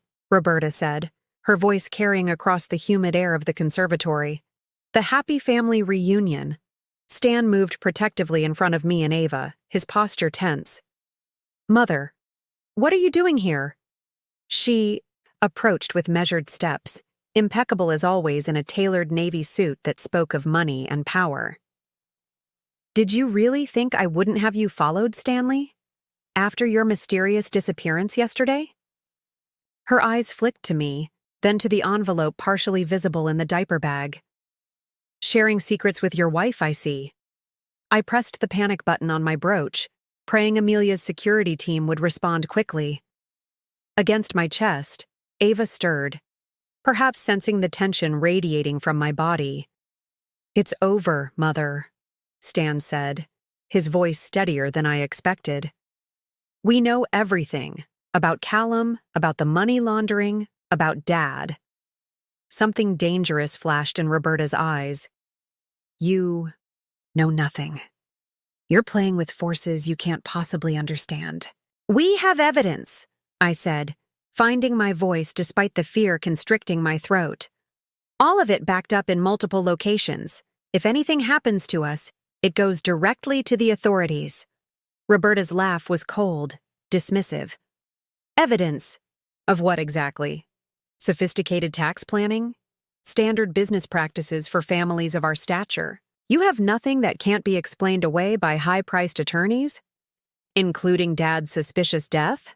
Stan challenged. For the first time, Roberta's composure slipped, just barely.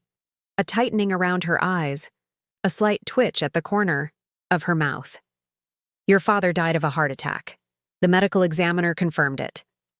"The medical examiner who sits on the board of Winters Memorial Hospital? Who owes his position to your generous donations?"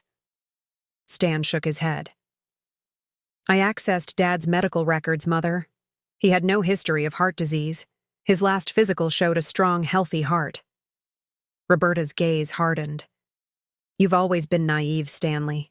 Just like your father. Believing. The world operates on honor and fairness." She took another step toward us. "The Winters legacy was built by people willing to do what others wouldn't. Your great-grandfather didn't amass his fortune by playing by the rules, and neither did any Winters since." "That doesn't justify criminal activity," I interjected. "Or murder." "Such dramatic accusations," Roberta said with exaggerated patience. "I came here to offer a solution, not to engage in melodrama. There's still a way to salvage this situation. For all of us."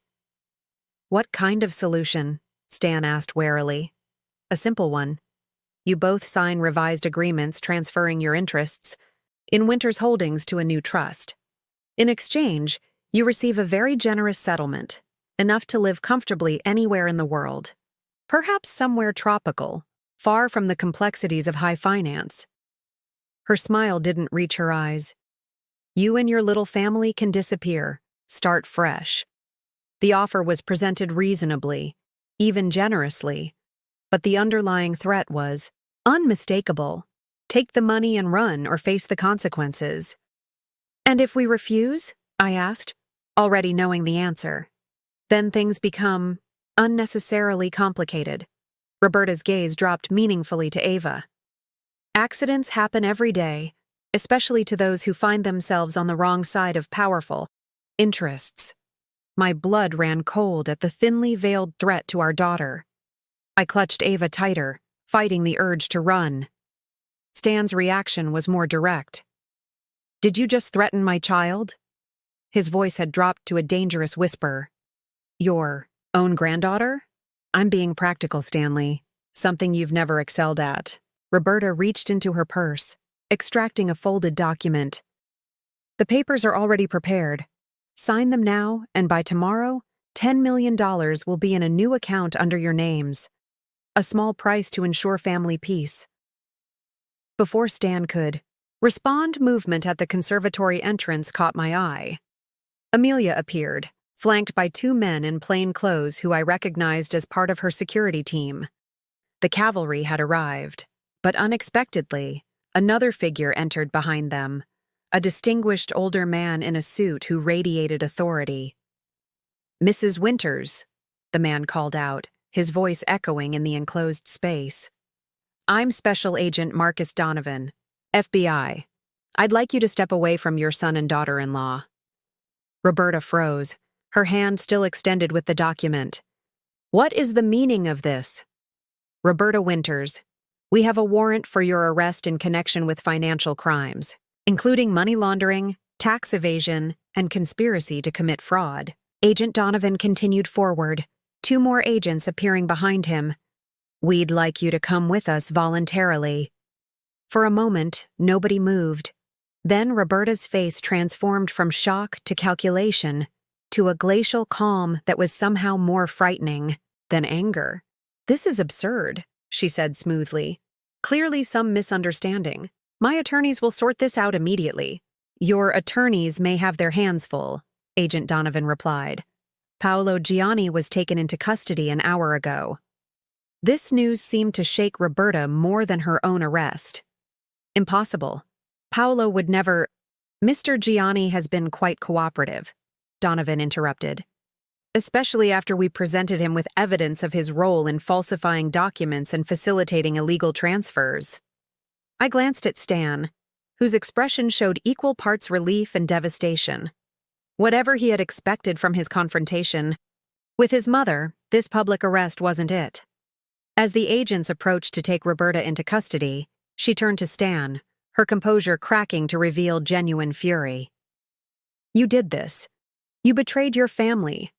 Everything I've done was to secure your future, to protect the Winters' legacy." "No, Mother," Stan said quietly. "Everything you did was to control us, to bend us to your will. That's not protection, it's prison."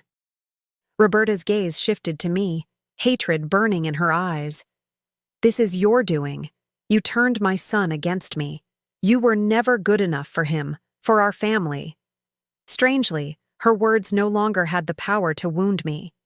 Holding Ava securely against my chest, I met my mother-in-law's gaze steadily. "You're right about one thing, Roberta. I was never meant for your family, your version of it anyway. But Stan and Ava are my family now, and we'll build something better than what you've created." As the agents led Roberta away, reading her rights, she maintained her rigid posture, chin lifted in defiance. Even in defeat, she projected an aura of someone who expected to emerge victorious. Amelia rushed to my side. "Are you okay?" "When you hit the panic button, I contacted the FBI team I'd been in communication with. They were already surveilling the area." "You knew the FBI was involved?" I asked, surprised. "Not until this morning," Amelia admitted. "After our discovery of the listening devices, I reached out to some contacts. Turns out the SEC investigation had already evolved into an FBI case. When I mentioned the Winters family connection, things accelerated quickly." Stan stood slightly apart, watching his mother being escorted to a waiting vehicle. His expression was unreadable, a complex mixture of relief, grief, and uncertainty. Agent Donovan approached us. "Mrs. Winters, Mr. Winters, we'll need official statements from both of you. The evidence you've gathered will be extremely valuable to our case." "Of course," I agreed. "But I'd like some time with my husband first. And our daughter needs to be somewhere more comfortable." The agent nodded understandingly. "We can meet at our field office tomorrow. In the meantime, we'll have agents stationed at your location for protection. There are still associates of Callum Reeves who remain at large." As the law enforcement contingent dispersed, Stan finally turned to me, his eyes haunted. "I never thought it would end like this. I knew what she was doing was wrong. But seeing her arrested, taken away like a common criminal—" "She made her choices, Stan," I said gently, "just like you made yours." "And I made the wrong one," he admitted, his voice breaking. "I should have trusted you from the beginning. Instead, I played along with her schemes, thinking I could protect you by keeping you in the dark. I nearly lost everything that matters." Ava chose that moment to wake fully, her small cries demanding attention. Stan watched as I adjusted her, his expression softening. "What happens now?" he asked quietly. "With us, I mean. After everything I've done, I wouldn't blame you if you never wanted to see me again." The question hung between us, weighted with our complicated history and uncertain future. The betrayal was real, the trust broken, And yet, seeing him stand up to his mother, understanding the impossible position he had been in, I don't know, I answered honestly. We have a long road ahead. Statements to the FBI, probably testimonies at trials, figuring out what remains of the Winters' assets after the government investigations. I looked down at our daughter, then back at Stan. But Ava deserves to have both her parents in her life if possible. We can start there and see where it leads. It wasn't forgiveness, not yet. But it was an acknowledgement that our story wasn't finished, that there might be a path forward, however difficult. As we left the conservatory together, I realized this was the first decisive step in reclaiming our lives from Roberta's machinations. Whatever came next, we would face it on our own terms, not hers. The following days unfolded in a whirlwind of FBI interviews, legal consultations, and endless decisions about our future. Stan and I settled into an uneasy partnership, united by our concern for Ava, but separated by the lingering shadow of betrayal. We relocated to a secure FBI-recommended hotel suite, the guest house deemed potentially compromised after the discovery of the listening devices. Armed guards stationed outside our door were a constant reminder that while Roberta was in custody, Callum Reeves and his network remained at large. Stan arrived early one morning, carrying coffee and pastries from the bakery I'd once loved. Small gesture of remembering my favorite breakfast felt simultaneously touching and painful, a reminder of what we'd had and lost. The FBI finished their preliminary assessment of the Winters holdings, he said, setting the food on the suite's dining table. It's not good. I settled Ava in her portable bassinet, accepting the coffee with a nod of thanks. How bad? About 60% of the assets are implicated in the money laundering operation. Stan ran a hand through his hair, a habit that had become more pronounced since his mother's arrest. They'll be frozen indefinitely, possibly seized entirely depending on how the case develops, and the remaining 40%? Technically clean, but tied up in complex ownership structures that will take months, maybe years, to untangle. He met my eyes directly. We're not destitute. There are some personal accounts and properties that remain accessible, but the Winters fortune as we knew it is essentially gone. I absorbed this information, surprised by my own lack of distress. The wealth had always been Stan's, not mine. I had fallen in love with the man, not his money. What about the house? I asked, thinking of the nursery I'd so carefully prepared. The home I'd thought we would raise our daughter in. Complicated, Stan admitted. It was purchased with clean funds, but there's a lien against it as part of the overall asset freeze. Amelia is fighting to have it released since it's our primary residence, but it could take time, I finished for him. So we're homeless as well as significantly less wealthy. A flicker of shame crossed Stan's face. I'm sorry, Mona. When I started investigating my mother's activities, I never imagined it would come to this. You did the right thing, I said, surprising both of us with my certainty. What she was doing was criminal. What she did to your father... I couldn't finish the sentence. Stan nodded grimly. The FBI is reopening the investigation into his death based on the evidence we provided. The medical examiner who signed off on the heart attack ruling has suddenly taken an extended vacation out of the country. We sat in silence for a moment, the weight of everything that had happened, and was still happening, settling between us. There's more, Stan finally said. Callum Reeves was spotted in Singapore yesterday. Authorities there attempted to apprehend him, but he evaded capture.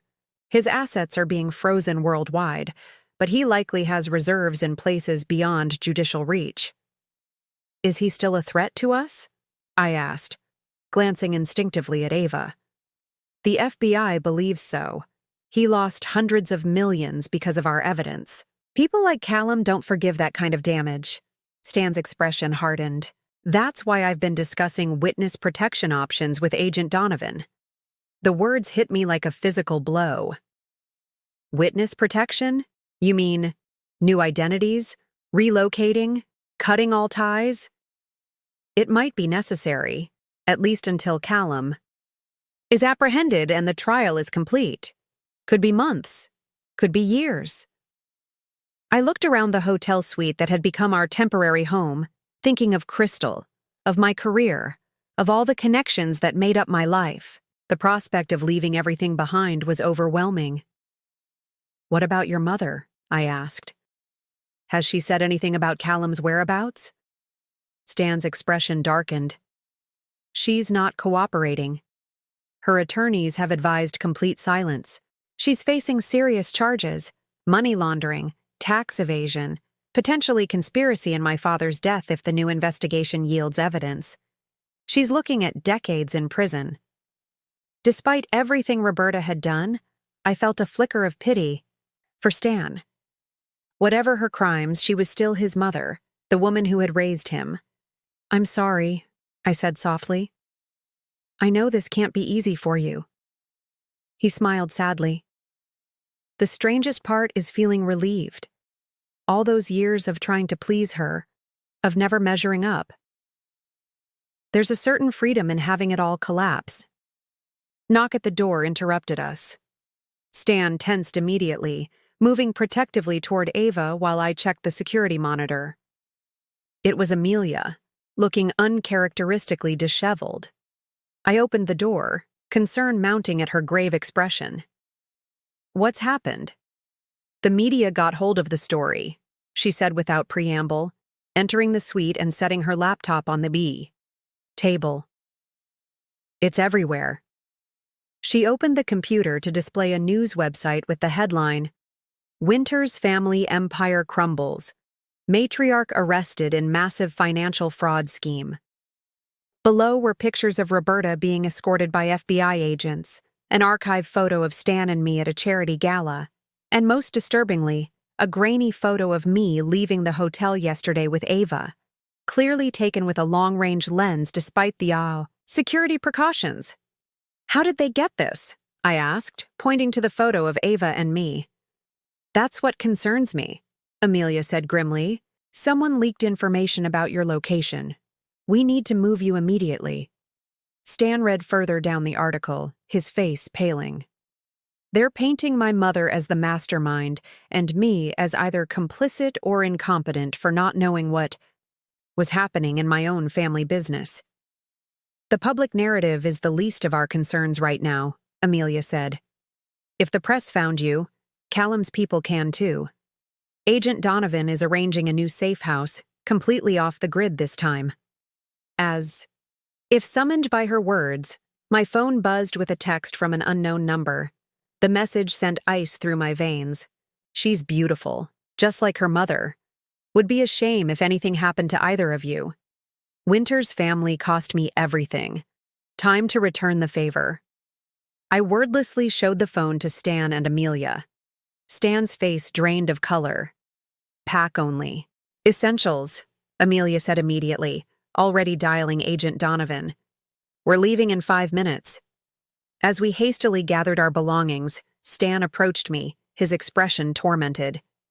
"This is exactly what I was afraid of. Why I worked with my mother for so long. Callum Reeves doesn't make empty threats." "We'll be protected," I said, trying to project confidence I didn't feel as I gathered Ava's things. "The FBI can't watch us forever," Stan replied, lowering his voice. "Witness protection is our only real option now. New identities, new location, new lives." The reality of our situation crashed down on me. Just weeks ago, I had been preparing for motherhood in a beautiful home with a husband I thought I knew, planning a future filled with family moments and milestones. Now I faced the prospect of becoming someone else entirely, raising my daughter in hiding, always looking over my shoulder. "We don't have a choice, do we?" I asked, though I already knew the answer. Stan shook his head. "I'm so sorry, Mona. I never wanted this for you, for Ava."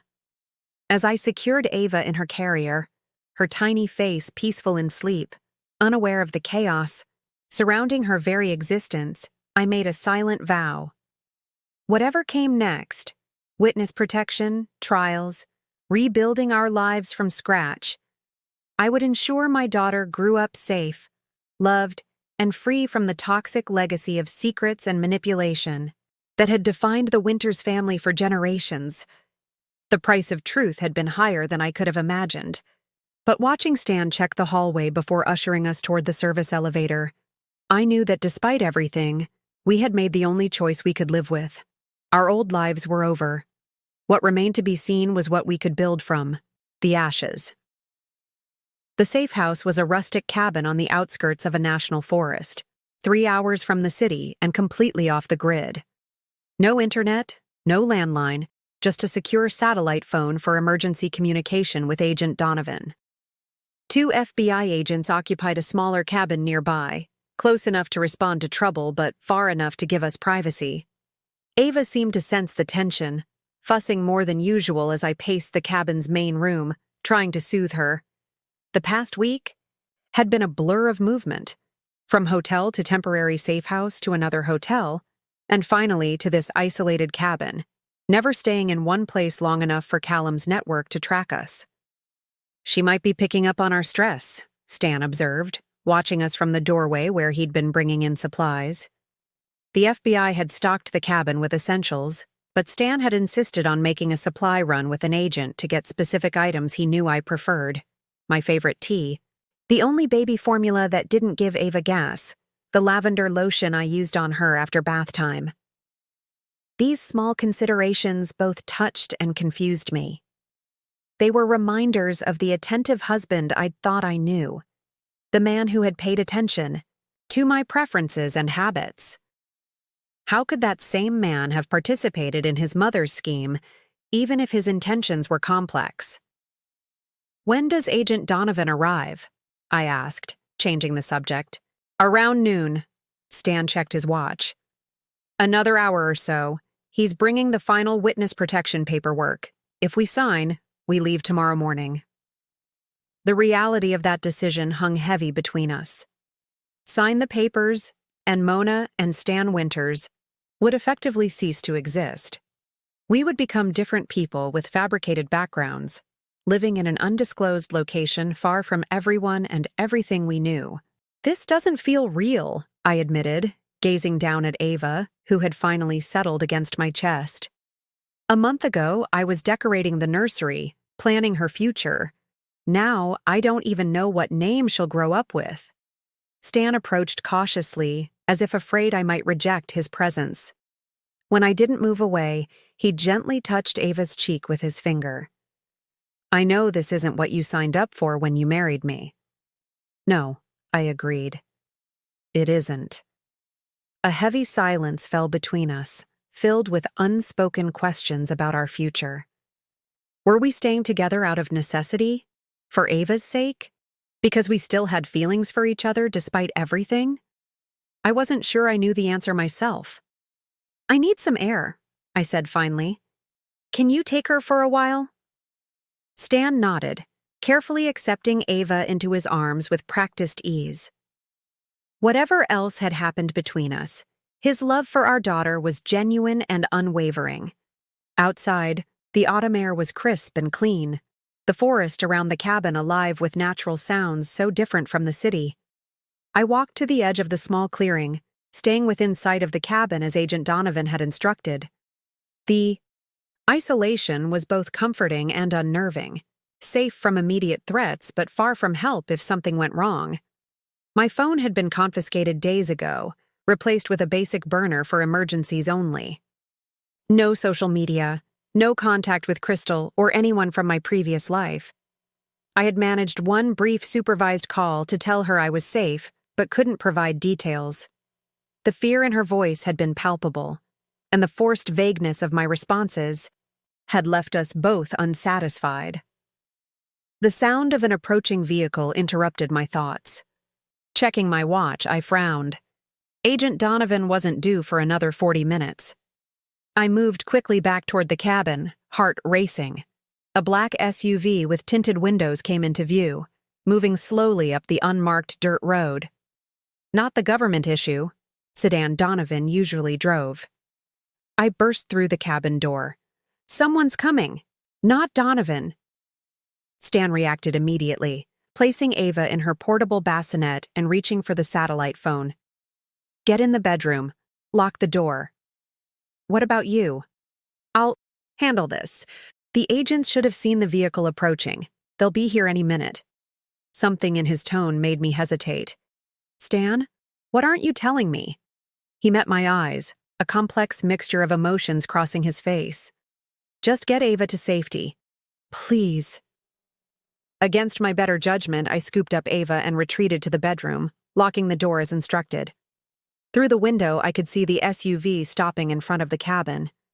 The door opened, and a man stepped out, tall, distinguished, with silver hair and an expensive suit that seemed out of place in the rustic setting. With a jolt, I recognized him from news photographs, Callum Reeves. The man who had lost everything because of our evidence. The man who had threatened my daughter. Panic surged through me. Where were the FBI agents? How had Callum found us?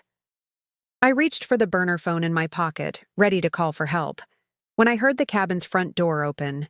Stan's voice carried clearly. You're right on time. Not surprise, not alarm, just calm acknowledgement. My blood turned to ice as the implications hit me. Stan had been expecting Callum. He had arranged this meeting. I pressed my ear to the bedroom door. Ava clutched protectively against me.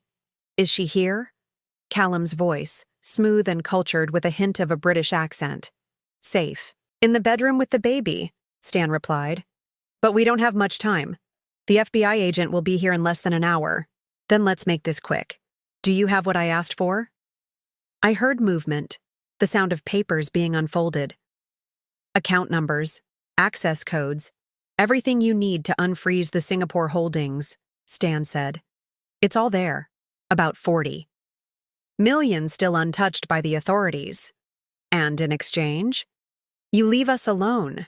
Permanently. No threats, no surveillance, no retaliation. Callum laughed softly. Your mother said you were the soft one, too principled for your own good. Yet here you are, making deals with the devil. I'm protecting my family, Stan replied, his voice hardening. Something my mother never understood. She saw Ava and Mona as extensions of her control. I see them as my responsibility, my future. Touching, Callum replied dryly. But you realize this is just the beginning? Once the FBI has me in custody, they'll offer deals, reduce sentences in exchange for information. I have quite a lot. I could share about the Winters family operations. I'm counting on it, Stan said, surprising me. I want the truth to come out. All of it. I just want my wife and daughter safe while it does. There was a pause. Then Callum spoke again. And what makes you think I'll honor this agreement once I have the account information? Old habits die hard, Stanley. Because I have insurance, Stan replied calmly. A detailed dossier on your operations in Eastern Europe, the ones even the FBI doesn't know about yet. It's in a secure location with instructions to release it to Interpol if anything happens to us. The confident declaration stunned me. When had Stan compiled this information? How long had he been playing this dangerous game? You've become more like your mother than you realize, Callum said, admiration and wariness mixing in his tone. No, Stan replied firmly. My mother manipulated people for personal gain. I'm doing what's necessary to end this cycle, to give my daughter a chance at a normal life. Very well, Callum conceded. Consider our business concluded. You won't see me again, assuming the information you've provided is accurate. It is, Stan assured him. Now leave before the FBI arrives and all of this becomes moot. I heard footsteps moving toward the door, then Callum's parting words. You know they'll never stop looking for me, and if they catch me, all bets are off. That's why we're disappearing tomorrow, Stan replied. New identities, new location. Consider our slate wiped clean on both sides. The door closed, and seconds later, the SUV's engine started.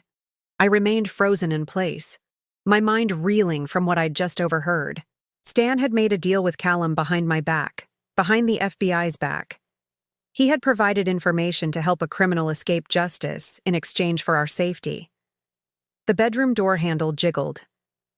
"Mona, it's clear. You can come out now." I unlocked the door but remained where I was. Ava still held protectively against me. Stan stood in the doorway, his expression unreadable. "You heard?" he said. It wasn't a question. "Every word," I confirmed, my voice surprisingly steady despite the storm of emotions inside me. "You went behind my back. Again." Stan held my gaze. "I did what was necessary to keep you and Ava safe." "By helping a criminal escape justice? By trading information for our safety?" My voice rose despite my efforts to remain calm. "That's exactly what your mother would have done, Stan." He flinched as if struck. "No, my mother acted out of greed and control. I acted out of love." "Love doesn't justify this," I countered. "What happens when Agent Donovan arrives? Are you going to lie to him too?" The question hung between us, the final test of whether Stan had truly changed or was still manipulating events, and me, to suit his purposes. Stan's shoulders slumped under the weight of my question. The confidence he'd shown with Callum evaporated, leaving a man who looked worn down to his core. "I wasn't planning to lie," he said quietly. "I was going to tell Donovan everything after Callum was gone, after I knew you and Ava were safe. And you think he'll just understand? That the FBI will overlook you aiding a federal fugitive? No, I expect there will be consequences." Stan met my gaze directly. "But they'll be my consequences, not yours. I made sure of that." Before I could respond, the sound of tires on gravel announced another arrival. Through the window, I spotted Agent Donovan's sedan pulling up, followed by a second vehicle with 2 more agents. "That's Donovan," I said unnecessarily. "You need to decide right now, Stan. Truth or more lies." He took a deep breath, squaring his shoulders. "Truth. All of it. No more secrets." The next hour unfolded like a scene from a movie I was watching rather than living. Stan confessed everything to Agent Donovan. The meeting with Callum, the information he'd provided, the deal he'd made. The agent's face progressed from confusion to disbelief to controlled fury. "Do you have any idea what you've done?" Donovan demanded, pacing the small cabin. "You've compromised a federal investigation, potentially allowed a dangerous criminal to escape justice." "I protected my family," Stan interrupted firmly. "Something your security measures were failing to do." Donovan's face reddened. "We had round-the-clock surveillance." "Yet Callum knew exactly where to find us," Stan countered. "Either your team has a leak or his resources are far beyond what you've estimated. Either way, my wife and daughter remained at risk." I stood by the window, Ava sleeping in my arms, listening to the 2 men argue. Despite my anger at Stan's deception, I couldn't deny the logic of his argument. Somewhere, somehow, security had been breached. "We need to move you immediately," Donovan finally decided. "This location is compromised." "No," I said, surprising all of us. No more running. 3 pairs of eyes turned to me. "Mona," Stan began gently, "it's not safe." "It never will be," I interrupted. "Not as long as we're reacting to threats instead of addressing the root cause." I turned to Agent Donovan. "What if we could bring Callum in? What if we could convince him to surrender voluntarily?" Donovan looked skeptical. "Mrs. Winters, Callum, Reeves has evaded international law enforcement for years. He's not going to turn himself in." "He might," I insisted, "if the alternative is worse." Stan studied my face, understanding dawning in his eyes. "The insurance policy, the dossier on his Eastern European operations," I nodded. "You said it's in a secure location with instructions to release it to Interpol if anything happens to us. What if we accelerate that timeline? Give Callum a choice. surrender to U.S. authorities, or have his most damaging secrets exposed worldwide. You're suggesting we blackmail a dangerous criminal, Donovan said, but I could see him considering the possibility. I'm suggesting we use the leverage we have, I corrected. Stan's already crossed a line by meeting with him. Let's make that meeting count for something beyond our personal safety. Stan looked at me with a mixture of surprise and admiration. You're willing to take that risk? After everything that's happened? I'm tired of being a victim, Stan. Tired of running, of hiding, of watching over my shoulder. That's not the life I want for Ava. I held his gaze steadily. I want this to end, completely, not just temporarily. Agent Donovan's phone rang, interrupting our discussion. His expression grew increasingly grim as he listened. When? Are you certain? Keep me updated. He ended the call, turning to us with a heavy sigh. That may have been our only chance. Callum's private jet took off from a small airfield 30 minutes ago, heading east. He's gone. Stan shook his head. No, he's still reachable. He pulled out a small notebook from his pocket, flipping to a page filled with numbers. Callum maintains secure satellite communications on his aircraft. I have the frequency and encryption key. It was part of my contingency planning. Donovan stared at him. You've been thorough. When it comes to protecting my family? Always. Stan held out the notebook. We can contact him directly. Make the offer while he's literally in flight, before he disappears again. The next few hours passed in a flurry of activity. FBI technicians arrived with specialized communications equipment. Donovan brought in his superiors for consultation. Legal parameters were established for any deal that might be offered. Through it all, Stan and I gravitated toward each other, united by a common purpose despite the fresh wounds between us. We fed Ava, changed her, took turns holding her while the FBI transformed our safe house into a command center. At dusk, everything was ready. Donovan handed Stan a secure headset. You make the initial contact. You have the relationship, such as it is. But I'll handle any negotiation. Stan nodded, his expression determined. He looked at me, a question in his eyes. Go ahead, I encouraged quietly. End this. The call connected on the third attempt. Callum's voice came through the speakers, initially wary, then incredulous as Stan laid out the situation, the FBI's presence, the dossier, the choice being offered. You're bluffing, Callum said finally. The information you have isn't that damaging. Stan's reply was calm, measured. The documents detail your operations in Belarus, Romania, and Ukraine. Names, dates, account numbers, connections to government, officials who facilitated the movements of certain products. A long silence followed. Products, Callum repeated, the single word heavy with implication. Yes. Another silence. And what exactly are you offering? Donovan leaned forward, taking over. Mr. Reeves, this is Special Agent Marcus Donovan, FBI. In exchange for your voluntary surrender and full cooperation regarding Winters Holdings' financial crimes, the Department of Justice is prepared to limit charges to the financial aspects of your operations. The other matters would remain sealed. Conditional on what? Full disclosure of all offshore accounts connected to Winters Holdings, testimony against Roberta Winters, and your permanent severance of all connections to the Winters family or their business interests. The negotiation continued for nearly an hour, details hammered out with the precision of a high-stakes business deal. I watched Stan throughout, noting the tension in his jaw, the white-knuckled grip on the table edge.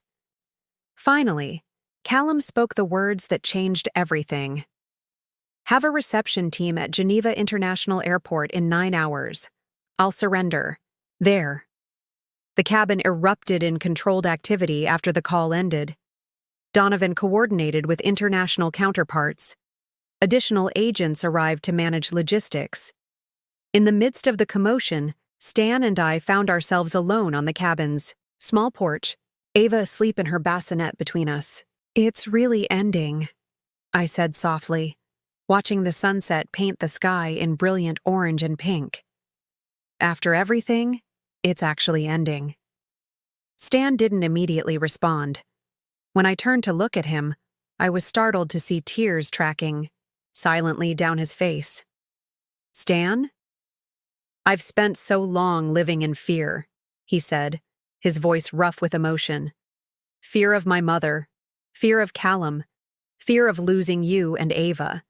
Making decision after decision based on that fear." He looked at me, vulnerability naked in his expression. "I don't know who I am without it." The admission struck a chord deep within me. For all his privilege and wealth, Stan had been a prisoner of his circumstances just as I had been. "You're Ava's father," I said simply. "You can start there and figure out the rest." He nodded, wiping at his face. "And us? Is there still an us to figure out?" I looked down at our daughter, peaceful in sleep, blissfully unaware of the transformative events surrounding her first days of life. "I don't know yet," I answered honestly. "There's been too much deception, too many betrayals. But today, you chose truth. That's a beginning." As night fell over the forest, bringing stars into view above the trees, we sat in companionable silence. Not reconciled, not healed, but no longer actively bleeding. Whatever came next, Callum's surrender, Roberta's trial, the rebuilding of our shattered lives, we would face it from a foundation of truth rather than fear. For the first time since going into labor, I felt something like hope for our future. 6 weeks passed with remarkable speed. Callum Reeves surrendered as promised at Geneva International Airport, triggering a cascade of events that dominated financial news worldwide. The full extent of the Winters Reeves money laundering operation became public knowledge, sending shockwaves through elite business circles and prompting investigations into several other prominent families. Roberta, faced with Callum's cooperation and overwhelming evidence, finally agreed to a plea deal, 20 years in federal prison in exchange for full disclosure of her financial crimes. The investigation into Stan's father's death continued, but preliminary findings supported the theory that his heart attack had been chemically induced. Through it all, Ava grew and thrived, oblivious to the legal storms surrounding her family name. Her first genuine smile came the day after Callum's surrender, a memory I treasured despite the circumstances. We had relocated again, this time to a comfortable house on the outskirts of Santa Fe, New Mexico. Not witness protection, Callum's surrender had eliminated that necessity, but a fresh start away from the media frenzy still surrounding the Winters name in our former city. Stan had rented his own place nearby, giving us space while maintaining regular contact for Ava's sake. He visited daily, sometimes staying for hours, sometimes just long enough to hold his daughter and ensure we had everything we needed. The distance between us remained, neither fully resolved nor completely insurmountable. Crystal had flown out, to stay with me for 2 weeks, her steady presence a balm during the transition. She'd returned home reluctantly, extracting promises of regular video calls and updates on Ava's development. On a crisp autumn morning, as I sat on the porch watching the Sangre de Cristo Mountains change colors with the rising sun, Amelia's call came through. "The asset division is complete," she said without preamble. "The judge signed off on everything this morning." I took a deep breath. And? Better than expected. After government seizures and legal fees, approximately $32 million remains in untainted assets. The judge awarded you personal control of 40%, with the remainder in trust for Ava. The figure shouldn't have surprised me. We'd been negotiating for weeks, but hearing it confirmed made it suddenly real. Nearly $13 million. A fortune by normal standards, a fraction of the original Winters wealth.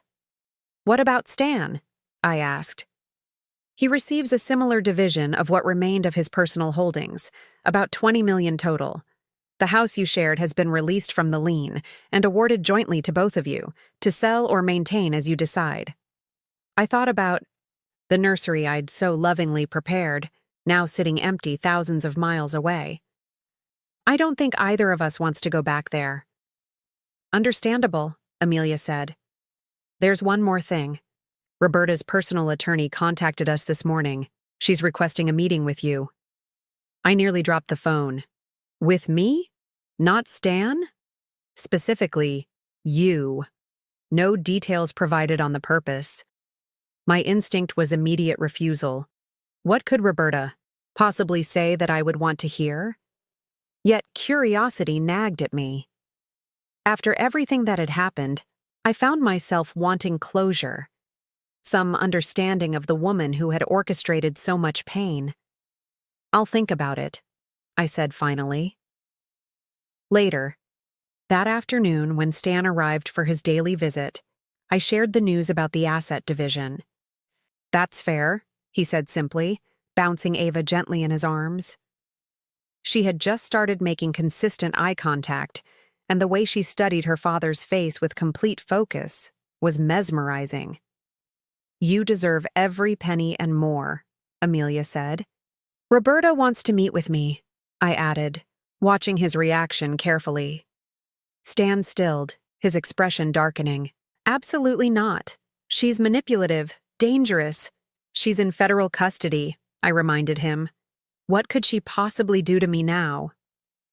It's not about physical danger, Mona. She's a master at psychological warfare. Whatever she wants to say, it's calculated to hurt you or use you somehow. I understood his concern, but something about his immediate rejection strengthened my resolve.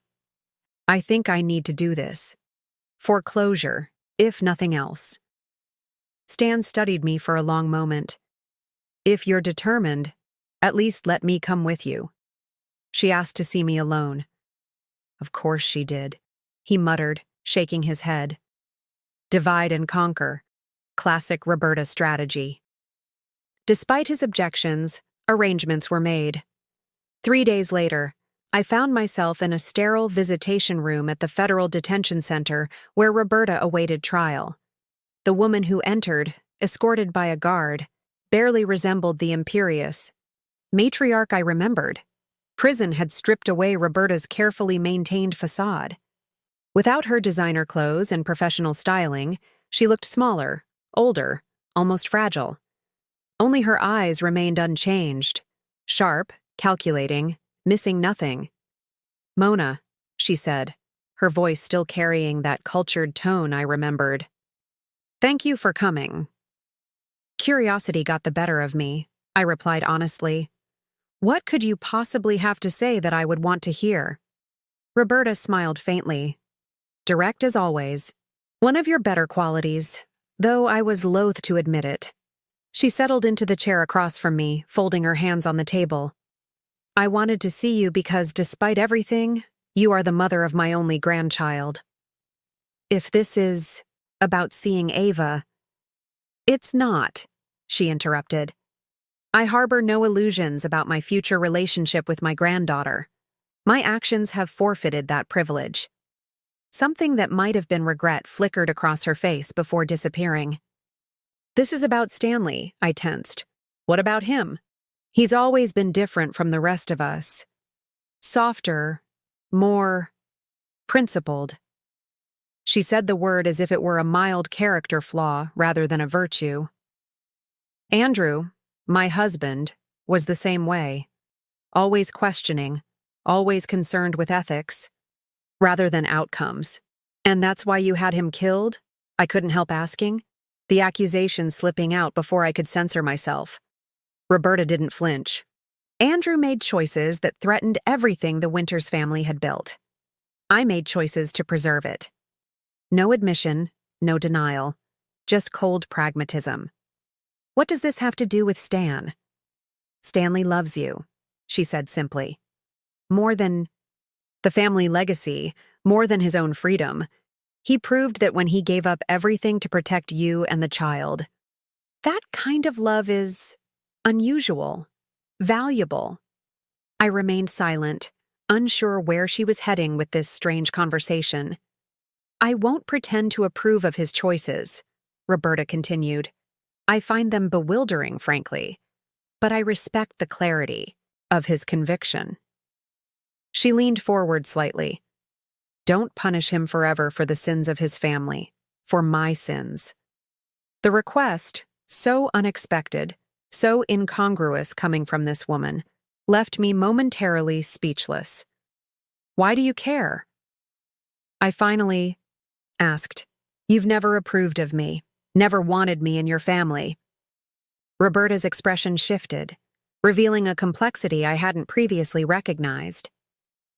You were never the sophisticated, socially connected daughter-in-law I envisioned. But you have proven formidable. You withstood betrayal, manipulation, threats to your child, and emerged not just intact, but victorious. A hint of reluctant admiration colored her tone. The Winters family has always valued strength, even when it operates against our interests. This doesn't change anything, I said, finding my voice again. Your approval or disapproval means nothing to me. Nor should it, she agreed readily. I simply wish to acknowledge that whatever happens between you and Stanley, it should be decided on its own merits, not as a rejection of his family legacy. The guard signaled that our time was ending. Roberta stood, somehow managing to look dignified despite the prison jumpsuit. One last thing, she said. There is a small music box in my personal effects. It belonged to Stanley's grandmother. I would like Ava to have it someday. It's the only thing I ever truly treasured that wasn't bought with money. With that enigmatic statement, she turned and walked away, leaving me to wonder if I had just witnessed a moment of genuine humanity from Roberta Winters, or simply another calculated performance. As I left the detention center, I found Stan waiting, anxiously in the parking lot despite my insistence that I would handle this alone. What did she want? He asked immediately. I hesitated, still processing the strange encounter. To make peace, I think, in her own way. Stan looked skeptical. My mother doesn't make peace. She makes strategic retreats. Maybe, I conceded. Or maybe losing everything has shown her what actually matters. And what's that? I looked at him thoughtfully. Family. But not the way she defined it. Not as a legacy or empire. Family as people who love and protect each other. As we drove back to the hotel in silence, I found myself contemplating Roberta's words about Stan's love being unusual and valuable. Was she manipulating me even now? Or had she recognized something true about her son that deserved acknowledgement? The mountains rose in the distance, ancient and enduring, a reminder that our human dramas, however intense, were fleeting in the grand scheme of things. Whatever decisions lay ahead, they would be mine to make, free from Roberta's influence. At last. 3 months after our move to Santa Fe, life had settled into a new rhythm. Ava was thriving, growing stronger and more alert each day. Her first laugh, a sudden, delighted sound that caught us both by surprise, came during one of Stan's visits. We'd looked at each other over her head, momentarily united in parental joy before the complications of our relationship reasserted themselves. The house I'd purchased was coming together, slowly transforming from a space into a home. I'd decorated Ava's new nursery myself, painting the walls a soft green that reminded me of spring. No designer furniture or custom fixtures this time, just carefully chosen pieces that brought me joy when I looked at them. Stan had found work with a small investment firm, using his financial expertise without the baggage of the Winters name. The local community, less impressed by wealth and status than our former social circle, accepted him as just another professional starting over. I had begun consulting remotely for my old company, easing back into work while balancing Ava's needs. The normal challenges of new motherhood, sleep deprivation, feeding schedules, the constant vigilance, were almost welcome after the extraordinary stress of the past months. On a clear December evening, Stan arrived for his usual visit carrying a small, ornate wooden box. "What's that?" I asked, letting him in as Ava napped in her swing nearby. "The music box," he explained, setting it on the coffee table. "From my mother. The prison released her personal effects to Paolo, who passed. This on to me." I studied the box warily. Anything from Roberta came with emotional complications. "It's been in the family for generations," Stan continued. "My grandmother used to play it for me when I was small." He opened the lid, and a delicate melody filled the room. Debussy's Clair de Lune, rendered in simple music box tones. "It's beautiful," I admitted, running my finger along the inlaid wood pattern. "My grandmother was the only person my mother ever truly respected," Stan said, watching the tiny cylinder rotate inside. "She came from nothing, married into wealth, but never let it define her. My mother saw that as strength." I thought about Roberta's words during our prison meeting, her strange acknowledgement of my formidable nature. "I've been thinking a lot about family lately," I said, closing the music box gently. "What makes a family healthy or toxic? What I want for Ava." Stan nodded, his expression thoughtful. "So have I. I don't want her to grow up with the Winters legacy hanging over her. The expectations, the secrets, the constant pressure to protect the family name at all costs." "What do you want for her?" I asked, curious about his vision for our daughter's future. "Normalcy," he said without hesitation. "The freedom to define herself on her own terms. Relationships based on love rather than obligation or advantage." He looked at me directly. "The things I never had until I met you." The simple honesty in his voice touched something deep within me. For months, I'd been cataloging Stan's betrayals. His deceptions, his failures.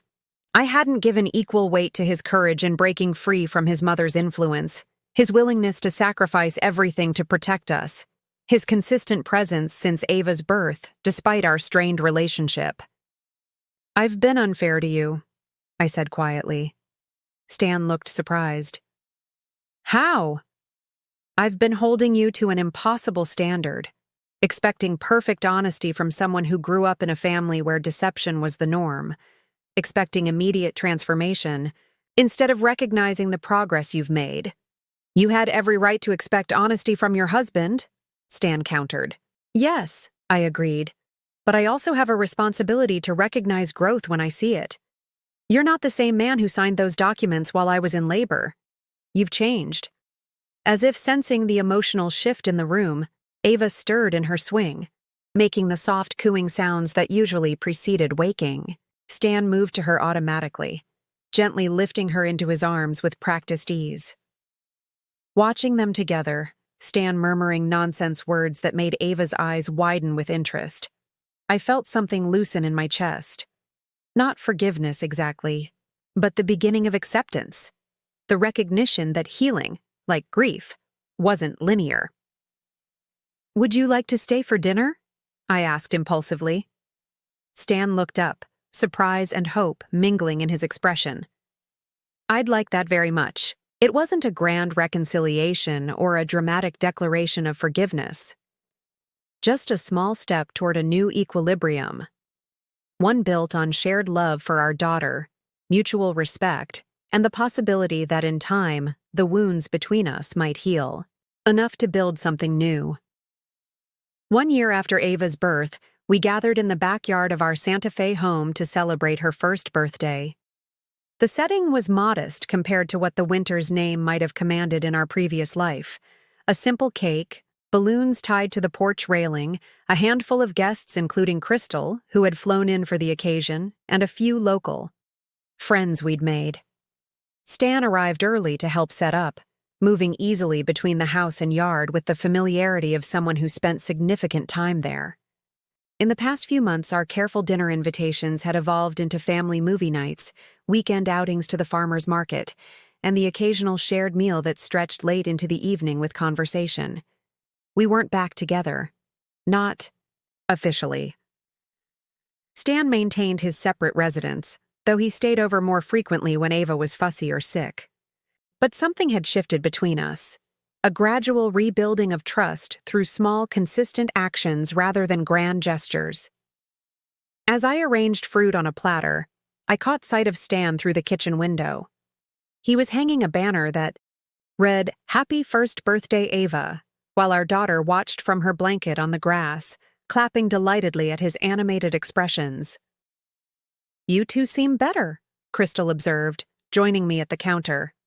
"Not quite back to normal, but getting somewhere." I smiled, acknowledging the truth in her assessment.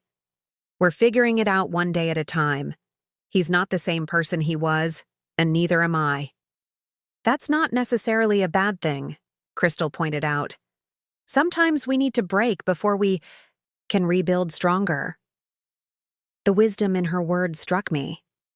So much had been broken in the past year. Our marriage, our trust, our illusions about wealth and family. Yet from those broken pieces, we were carefully constructing something new, something perhaps more resilient because we now understood its fragility. Later, as our small gathering sang "Happy Birthday" to a wide-eyed Ava, I found myself overwhelmed with gratitude.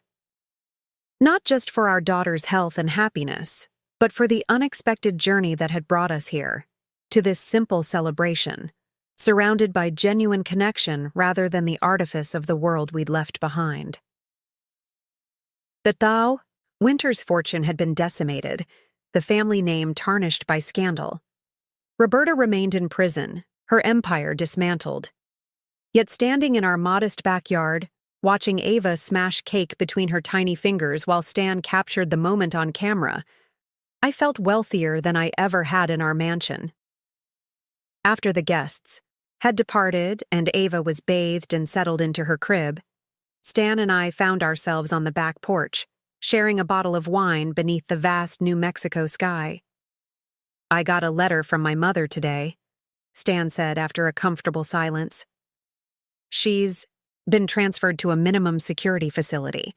Says the music theory classes she's teaching give her purpose."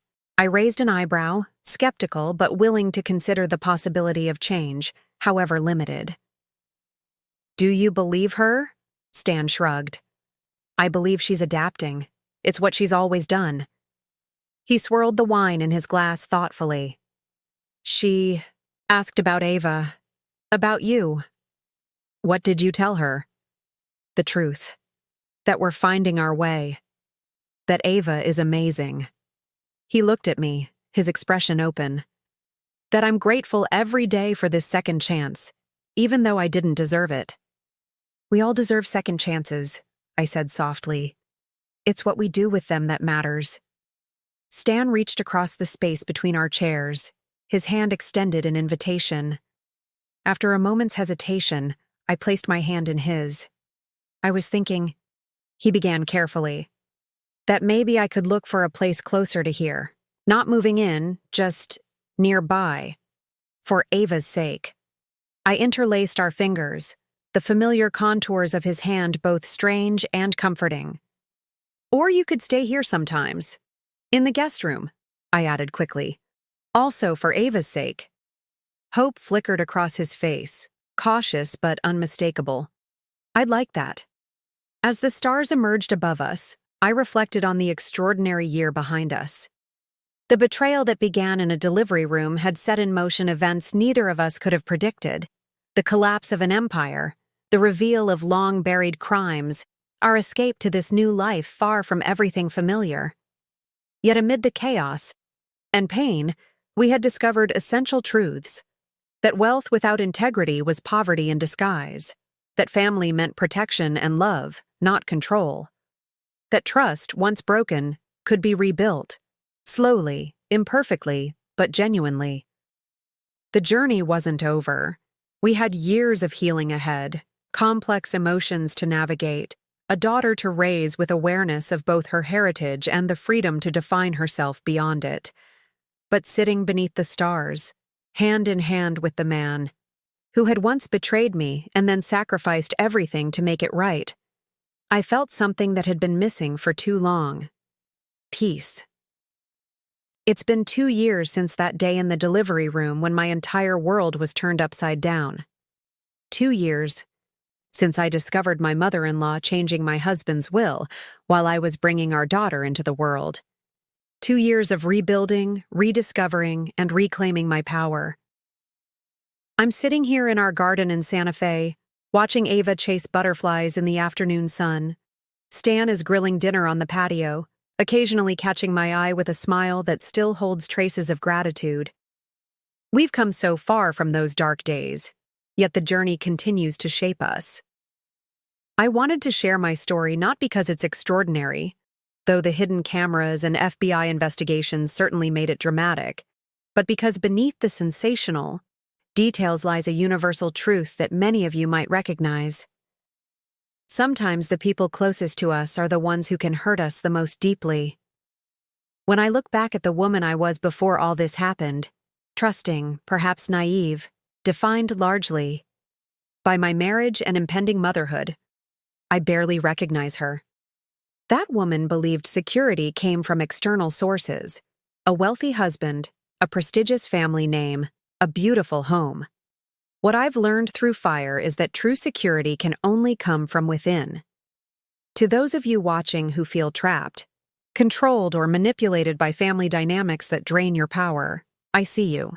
I understand the confusion of loving someone while recognizing they're causing you harm. I know how easy it is to doubt yourself when those who should support you are the ones undermining your confidence. But here's what I want you to know.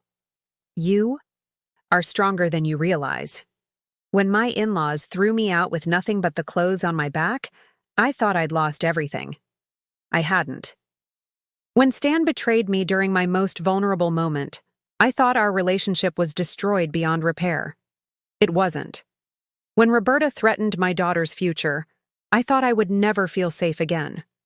I do. Not because circumstances magically improved, but because I discovered resources within myself I never knew existed. I found courage to fight back, wisdom to seek allies, resilience to rebuild from ashes, and eventually, compassion to understand that even those who wrong us are fighting their own battles. The wealth and privilege that once seemed so important have fallen away. What remains is infinitely more valuable: self-reliance, genuine connections, the knowledge that I can weather whatever storms come next. If you're in the midst of your own storm right now, remember this: your value is not determined by what others try to take from you. Your worth is not measured by what you own or who claims to love you. Your power cannot be diminished unless you surrender it. Trust your instincts. Document everything. Build a support network of people who believe in you. And most importantly, know that rock bottom can become a foundation upon which to build a more authentic life. I won't pretend the path is easy. There were nights I cried myself to sleep wondering how I would protect my daughter. Days when the legal battles seemed insurmountable. Moments when the betrayal felt too profound to ever heal from. Yet here I stand, stronger, clearer, more myself than I've ever been. The hidden camera that caught my mother-in-law's actions didn't just expose her betrayal, it became the catalyst for my transformation. Sometimes we need to see the harsh truth plainly before we can begin to change our circumstances. As for Stan and me, our relationship is different now, built on honesty rather than illusion, strengthened by shared adversity rather than material comfort. I no longer need him to feel complete, which ironically has made our connection more genuine than ever before. If my story has resonated with you, if you see reflections of your own struggles in what I've shared, I hope you'll take this message to heart. You deserve better than manipulation disguised as love. You have the right to set boundaries, even with family. You possess everything you need to rebuild when systems of control collapse around you. The world wants us to believe that women, especially mothers, should sacrifice everything for family harmony, that we should tolerate disrespect to keep the peace, that we should silence our intuition when it warns us something isn't right. I'm here to tell you that the opposite is true. Your voice matters. Your instincts protect you. Your boundaries honor not just yourself, but everyone who learns. From your example, especially your children, Ava will grow up knowing her mother fought back, that her worth isn't tied to a family name or bank account, that authentic relationships require mutual respect, not power struggles. These lessons alone make everything we endured worthwhile. As the sun sets on another day in our new life, I'm filled not with regret for what was lost, but gratitude for what was found. My voice, my strength, my ability to forge a path forward on my terms. Whatever challenges you're facing, know that you're not alone. There is light after darkness, growth after devastation, power within pain. Trust yourself. Fight for what's yours. And remember that sometimes the most beautiful lives are built from the ruins of what we thought we wanted. You've got this. And somewhere, I'm cheering you on. Up next, you've got 2 more standout stories right on your screen. If this one hit the mark, you won't want to pass these up. Just click and check them out. And don't forget to subscribe and turn on the notification bell so you don't miss any upload from us.